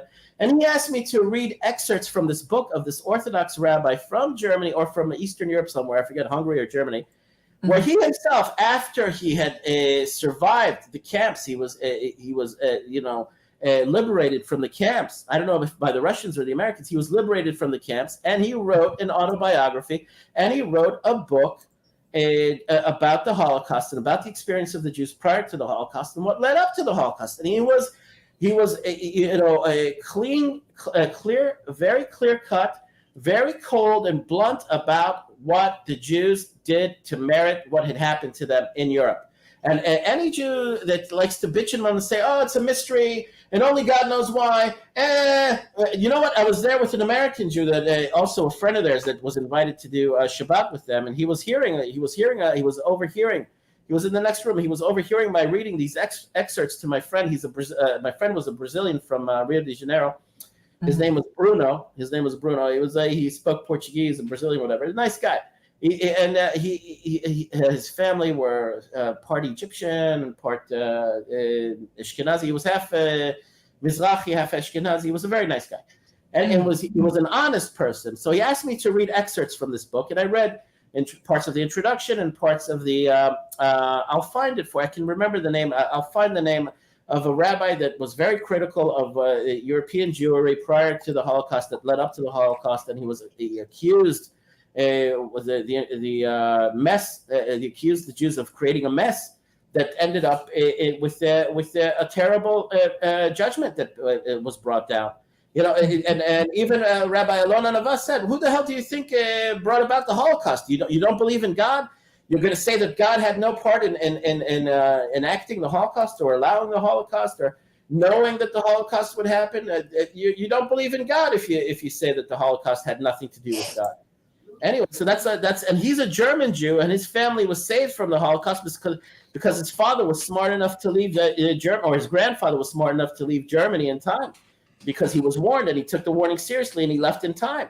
But I digress. Anyway, the point is, I was reading this book, and so I'm reading this book that my friend is relaxing. It's like late in the afternoon. Shabbat is about to end, and I'm reading excerpts from this book to him. And I don't care; it's in English, And I was surprised that it's a European Jewish rabbi or an Orthodox rabbi is saying that because of all the things that the Jews had done in the prior century or in the time period prior to the Holocaust, it built up and it eventually culminated in the Holocaust, which is horrific because you had 1 million children dying. You had women and old men, and it's like horror, pure. Just like a judgment in the most severe and the most, difficult way to comprehend. Mm-hmm. So this American Jew friend, he's whimpering in the room next door. He's whimpering, because this is a proud New York Jew. This is a proud New York Jew that maybe he's religious, but he's still a proud New York Jew, and he likes to play the Holocaust card. They all play the Holocaust card. And when he's hearing me reading from a book that an ultra-Orthodox rabbi that went through the Holocaust, survived the Holocaust, came out of the camps, was liberated from the camps, and was critical of the Jews for having a hand in bringing that upon themselves, the guy was choked up. And it's also because a black, Jew, a Sephardic Mizrahi Jew that doesn't have a connection to the Holocaust directly.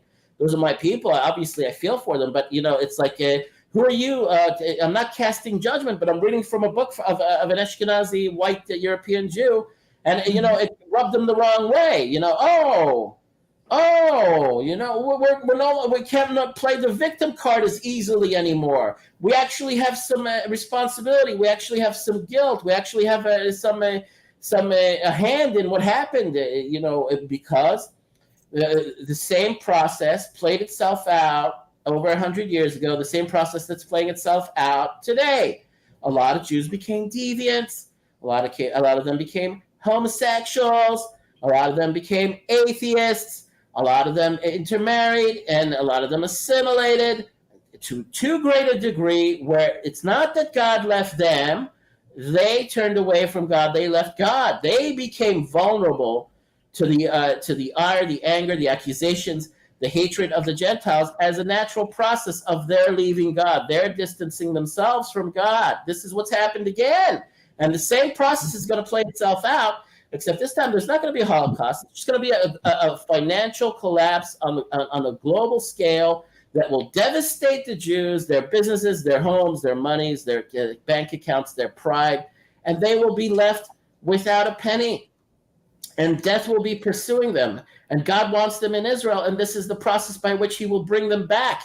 He's not going to Holocaust them. He's not going to genocide them again, but he's going to leave them penniless, helpless, and stranded and running for their lives. And they're going to come here by any means necessary.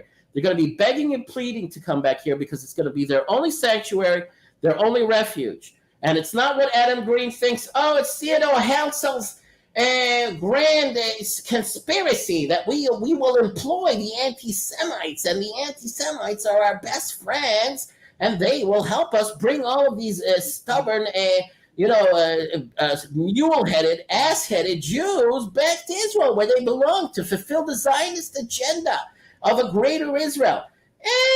Adam, you're outthinking yourself, buddy. You whether you believe in God or not, whether you're an atheist or not, it's too much for you. You're trying to really, you're spinning your wheels way too much, buddy. This is just history repeating. This is history repeating. If you're a faithful person, you understand. And even Jews that are faithful, whether in America or Israel, they know deep down in the bottom of their hearts, in the back of their heads, in the back of their minds, in the back, they know this is what's playing out again, because they are connected to God.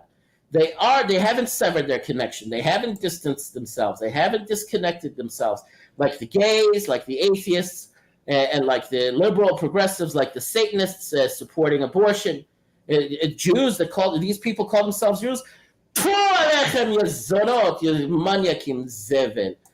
Supporting murder of children, supporting sodomy, supporting all this gay marriage. It's nonsense, sickness. It's all going to bite you in the ass soon. It's all going to blow up in your face. It's already beginning to blow up in your face. That's what's happening. That's my perspective on it. Take it or leave it. That's my position on it. Well, it makes sense. The narrative makes sense, and if Gentiles are being punished, then they are also being punished for their sins. And I must say, even as an agnostic, this system of belief actually makes it quicker for people to solve and avoid problems, because if suffering is punishment for sin, then to avoid suffering, stop sinning. Yeah. Exactly. And I'll tell you something else for the benefit of the Gentiles listening and viewing and hearing. The fact that you're being punished comes about by virtue of the Jews remaining amongst you. All right. Whether you have the tainted, bent, and screwed up ones that are, your apparatchiks, the supporters, your friends, your buddies, your partners in crime. Jews that march for sodomy, march for abortion, march for the Ukraine fiasco, the Ukraine lie, total dipshits, total useful idiots, total libtards, total, lost causes, all right? By virtue of their being there, you are being punished by God. By virtue of Orthodox religious Jews or modern whatever believers, people like myself, Israelis, traditionalists, any Jew that is a Jew that is living amongst you in the diaspora is actually sort of like a Jonah. They are dragging you down. God does not want them amongst you, and He is wreaking havoc on the world for the sake of bringing the Jews back to Israel. All right, and so the warnings were given. It's been decades long. All these weather events, all these political intrigues, all these war intrigues, economic intrigues, everything under the sun that you've been listening and hearing that's out of the blue, abnormal, all the strange weather anomalies, all the planets and whatever you want to call it, Planet X that showed up, the second sun that showed up. There are blatant, glaring signs that we are in this process, okay? Christians that are humble will understand. Noachides obviously understand. Those that have rejected the Jebus will understand, and they've gone for Noachide, the Noachide laws, they will understand. They know that God has given the world enough signs, and He gave the world enough signs even prior to the Second World War and the Holocaust. Germany's hyperinflation wasn't a good enough sign for the Jews of Europe to realize you're fucked, you better leave Europe? They didn't put their finger on the pulse of the Germans. They didn't put their finger on the pulse of the Europeans that were blaming them for everything, whether they were responsible or not. And Eastern Europe had no lack of the frickin' Polacks with their anti-Semitism and the frickin' Eastern Europeans with their Byzantine Orthodox anti-Semitism that was ingrained in them. That only stoked the fires. The First World War, the Bolshevik Revolution, communism, Germany's hyperinflation. I thought you were intellectuals. I thought you were clever people. Can't you put the pieces together? You can't. Why? You're delusional. You let your everyday routine, trick you or deceive you into think it's called normalcy bias. It's what people are experiencing again today, and what they're doing to the cognitive dissonance and normalcy bias. Put the fucking pieces together. The world is about to go through an economic calamity. And the Jews are in the crosshairs. You were in the crosshairs. Put the pieces together. All right? This is God telling you, get the fuck out. Skedaddle. Scram. Leave the exodus. Exit the nearest exit. Come back to Israel. This is God's, speaking to your minds. God giving you warnings. But when the day comes and He's going to give you the boot and He's going to give you a kick in the head, then it's final. Then it's like you're coming back against your will, and you're going to be coming back against your will in shame, with no dignity intact, no money, and like fools, like with your tails between your legs. And you're going to say, thank you for not putting us through the fires of another Holocaust. At least you'll be thankful for that. So the Gentiles living that want to protect their Jews and Jewish communities, if they knew any better, they'd be approaching the Jews with no shame, no hesitation, and telling them, listen, you are a detriment to us by your even being here. Your presence here, you are acting as Jonahs. You are dragging us down. You are condemning us to a storm. You are condemning us to chaos because God does not want you here anymore. He wants you in Israel. It's exactly the story of Jonah. All the Jews that are Jews in the diaspora are Jonahs. And they have to be kicked off the boat for their own benefit, for their own good. And the Ninevites have to repent. Oh, yeah. Hell yeah. Absolutely. Did Jonah go home after he told the Ninevites what they needed to hear? I believe he did. Okay. Mm-hmm. Right. Anyway, the thing about it is, it's like that analogy is a bit, not 100%, because the Jonahs are not meant to go back and warn the Ninevites. I use that one specific example of a Jonah condemning the ship and the sailors on the ship, everybody on the ship, to their fate, to their destiny, because he refused to do what God willed him to do. All right. The task is not the same task. The task of the modern day Jonahs, the diaspora Jews, is to return to Israel, return to Zion. All right. And I'm not like one of these freaking, Theodore Herzl pump, kind of like idealistic Zionists from the 19th century that had all these hidden agendas, that were more secular Europeans. I'm not like one of the original Zionists from their day that they had all sorts of, like, they were mercenaries of the Anglican Church. It turns out they were mercenaries of the Rothschilds, or all sorts of interest groups that wanted the Jews back in Israel for their strange mystical religious purposes. The Theosophical Society. They got into it with we got into it with listened to Atwell talking about it. I'm not one of these types. I'm a genuine person that believes in the prophets. That it's not Zionism. It's a prophetic fulfillment. All right. This is prophetic fulfillment. This is damn serious. This is heavy stuff. You're not going to get in the way of God. This is prophecy being fulfilled to the max at the end times. This is not about Zionist agendas. If Mr. Adam Green and his bald Alexandrian friend, and I did a crew cut, so it's like I didn't bald myself completely, but whatever, But you know what I'm saying there, Claire? Yeah. Take it or leave it. Take it or leave it. I mean, you're not going to get in the way of this. This is a divine process. Nobody and nothing is getting in the way of it. By my virtue of describing it to you through the words of my rabbi, and again, I have to give credit to my rabbi because I'm repeating his lessons and lectures, Rabbi Nir Ben Altzi.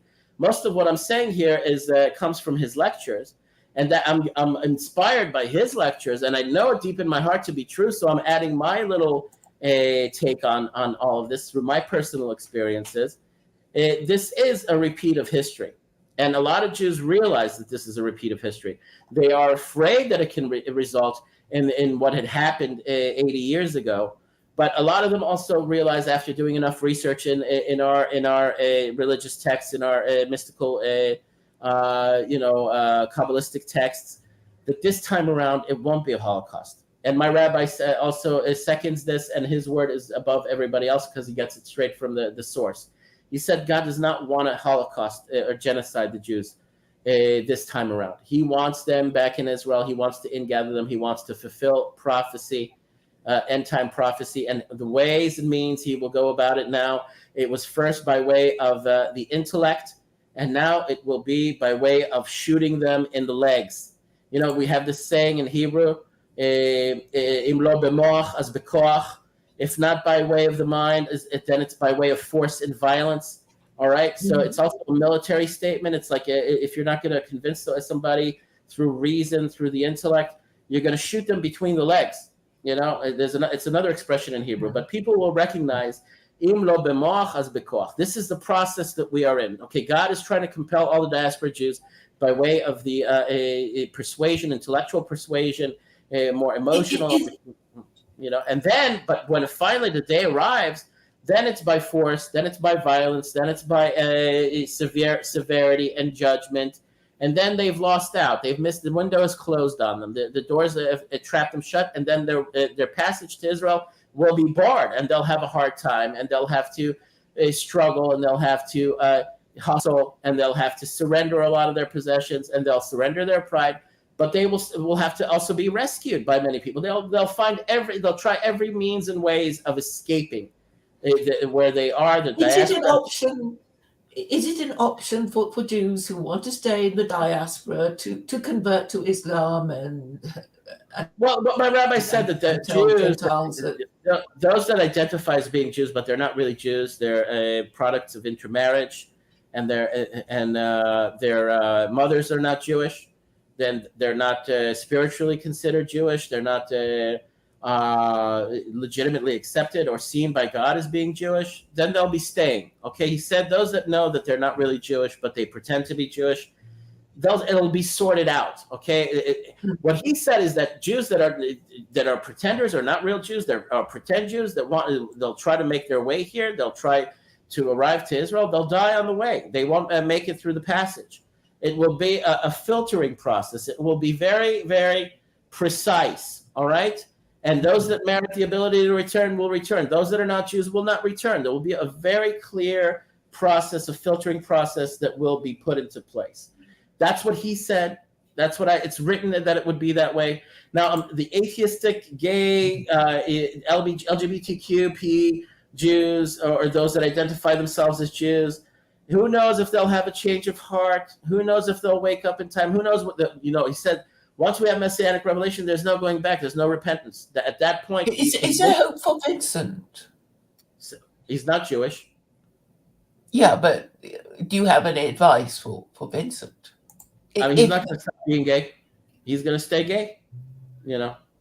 But it's not for me to be to pass down judgment upon anybody. I'm just giving you the warnings. I'm just giving you the terms and the conditions. That's what I've received from my rabbi. That's what's written in our texts. You do with it what you will. Take it or leave it. Mock it. Make poke fun at this. Say it's fanatical. Say it's insane. Say he's mad. Say he's whatever. Say he's not just a fundamentalist. He's stir crazy. He's he's a messianic. I'm a true messianic Jew, not a fucking Jew for Jeebus Jew. I'm a real believer in the Messiah. And you are a herald for the Messiah. Call it what you will. You could say I'm a herald. I could call myself a supporter of my rabbi and even apostle of my rabbi for years. I've been repeating his message in English for English speakers. If I'm heralding it, fine. He's the real herald. He's been working at it. Did you shop around for rabbis before you arrived? Yeah. I was before I was introduced to Rabbi Nir Ben Artzi. I used to listen to Rabbi Amnon Yitzchak, and he's a Yemenite Jew, and he's also very stern, very forceful. He uses fire and brimstone and threats, and repent, otherwise this and that. This will happen to you. Really bad things will happen. I listened to him. I went to his lessons. I took my ex-wife to one of his lessons before he got married. But through my workplace, friends at work, I was introduced to Rabbi Nir Ben Artzi, and I read his lectures, and I started listening to his lectures, and I went to speak to him. I went to his lessons face to face. I asked him for blessings, and this was the only rabbi in the world after I realized who he was. After I had so many, intuitive events occur, telepathic events. What I realized. Can you describe them for people who haven't heard it? I told you guys. I told you that I was listening to his lessons one evening, and this is after I'd gotten divorced, and I was really down on myself. And I'm listening to him, and I'm like thinking about him, and I felt like there was a telepathic connection. And he's talking to me deliberately, personally, and directly in his lessons. He was reading my thoughts and responding to my thoughts, And this happened on many occasions. And I even spoke to his secretary, it's a male rabbi as well. I told him, listen, this has happened several times. And he told me, and he laughed and he smiled. He said, yes, a lot of people say the same thing, that they experienced this. Well, you're watching some video and you think he was speaking directly to you? Live lessons on, through YouTube.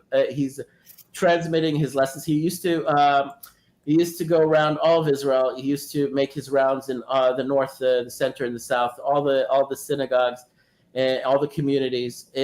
He was driven to do this, and he used to do this several times during the week before the plague, before the outbreak, where he had to transmit from his office, from his center where he lives. And so, yeah, I've had more than enough run-ins. I've had more than enough personal incidents. I've had more than enough intuitive, spiritual understandings of what happened to me. Certain incidents that have occurred that they told me this will happen, then that will happen because you did this and that, because you weren't, you might have had a trespass. You trespassed here. You did a little sin there. You did a little something wrong there. You're going to pay. This is what's going to happen to you. And it happened. Okay. So I'm a conscious person. I'm very self-aware, and I know when things happen, they happen for spiritual reasons. If there's a correction that I have to undergo, and I internalized it. I realized this man is not. He's even foretelling the future. For my personal future, he's foretelling. So it's like, and he's also giving me a critique of myself, and he's also, it's like if I'm questioning myself, he's like giving me a sort of like a clear understanding of what I'm going through and who I am and what I am. And also his secretary, when I called him in one of the earlier in one of the years, the first year or two that I was observing and listening, I called his secretary. His secretary knew that I was going to answer the phone. The rabbi was there talking to him, and he felt as though it was important to keep me on the line in order for him to be in contact with me, to communicate with me. And then he told me, over time, when I continued communicating with his secretary, the rabbi said that you will be like what you said, Claire, a sort of a herald, but you will tizaket harabim. In Hebrew is like you will sort of like redeem the masses, not redeem, but allow them to enter into this process. All right. So meaning elazakot, it's like I don't know. It's like I forget this word in Hebrew. Let me just look it up. Wait, actually, I wanted to tell you guys I do have to go. Mm-hmm. I have to go, so I have to end the stream. Okay, so no problem. But I said this to John in Hebrew, and just the final word, what it means is to, in English, to exculpate, to exonerate, to acquit, to vindicate. To pronounce, to grant, to pronounce innocent, to basically by letting him in on the messianic process and on the transmitting the message, the terms, Jews realizing what's happening. It's a means of exonerating them, vindicating them, letting him in on the process just by their virtue of their being conscious of it. That's what he told me that I'd be doing, and that's what I've been doing for many years now. And at the expense of my own personal, spiritual well-being or health, mental and emotional, physical health. Okay, because this takes a lot out of me, but at the same time, I've repeated it because I feel this is my mission. That's what I've been chosen to do, and that's what I'm doing. I did this on many flat platforms and many over many years. But anyway, so I'm doing this for you guys. I did it for the Muslims on the other channel. I did it with whoever. I don't care who I'm talking to. I don't care. You can say whatever you like. Make any accusations you like. I'm repeating my rabbi's message, and I'm confident in his message, and I'm confident in this process. That's it, And right. Hey, Adam, shout out. Hey, Vince, shout out to Adam Green. Yeah, shout out to him. Good work, Adam. You're doing a splendid job, Adam. All right. All right. Bye, guys. You anti-Semites, you're our best friends, Adam. Bye. Bye.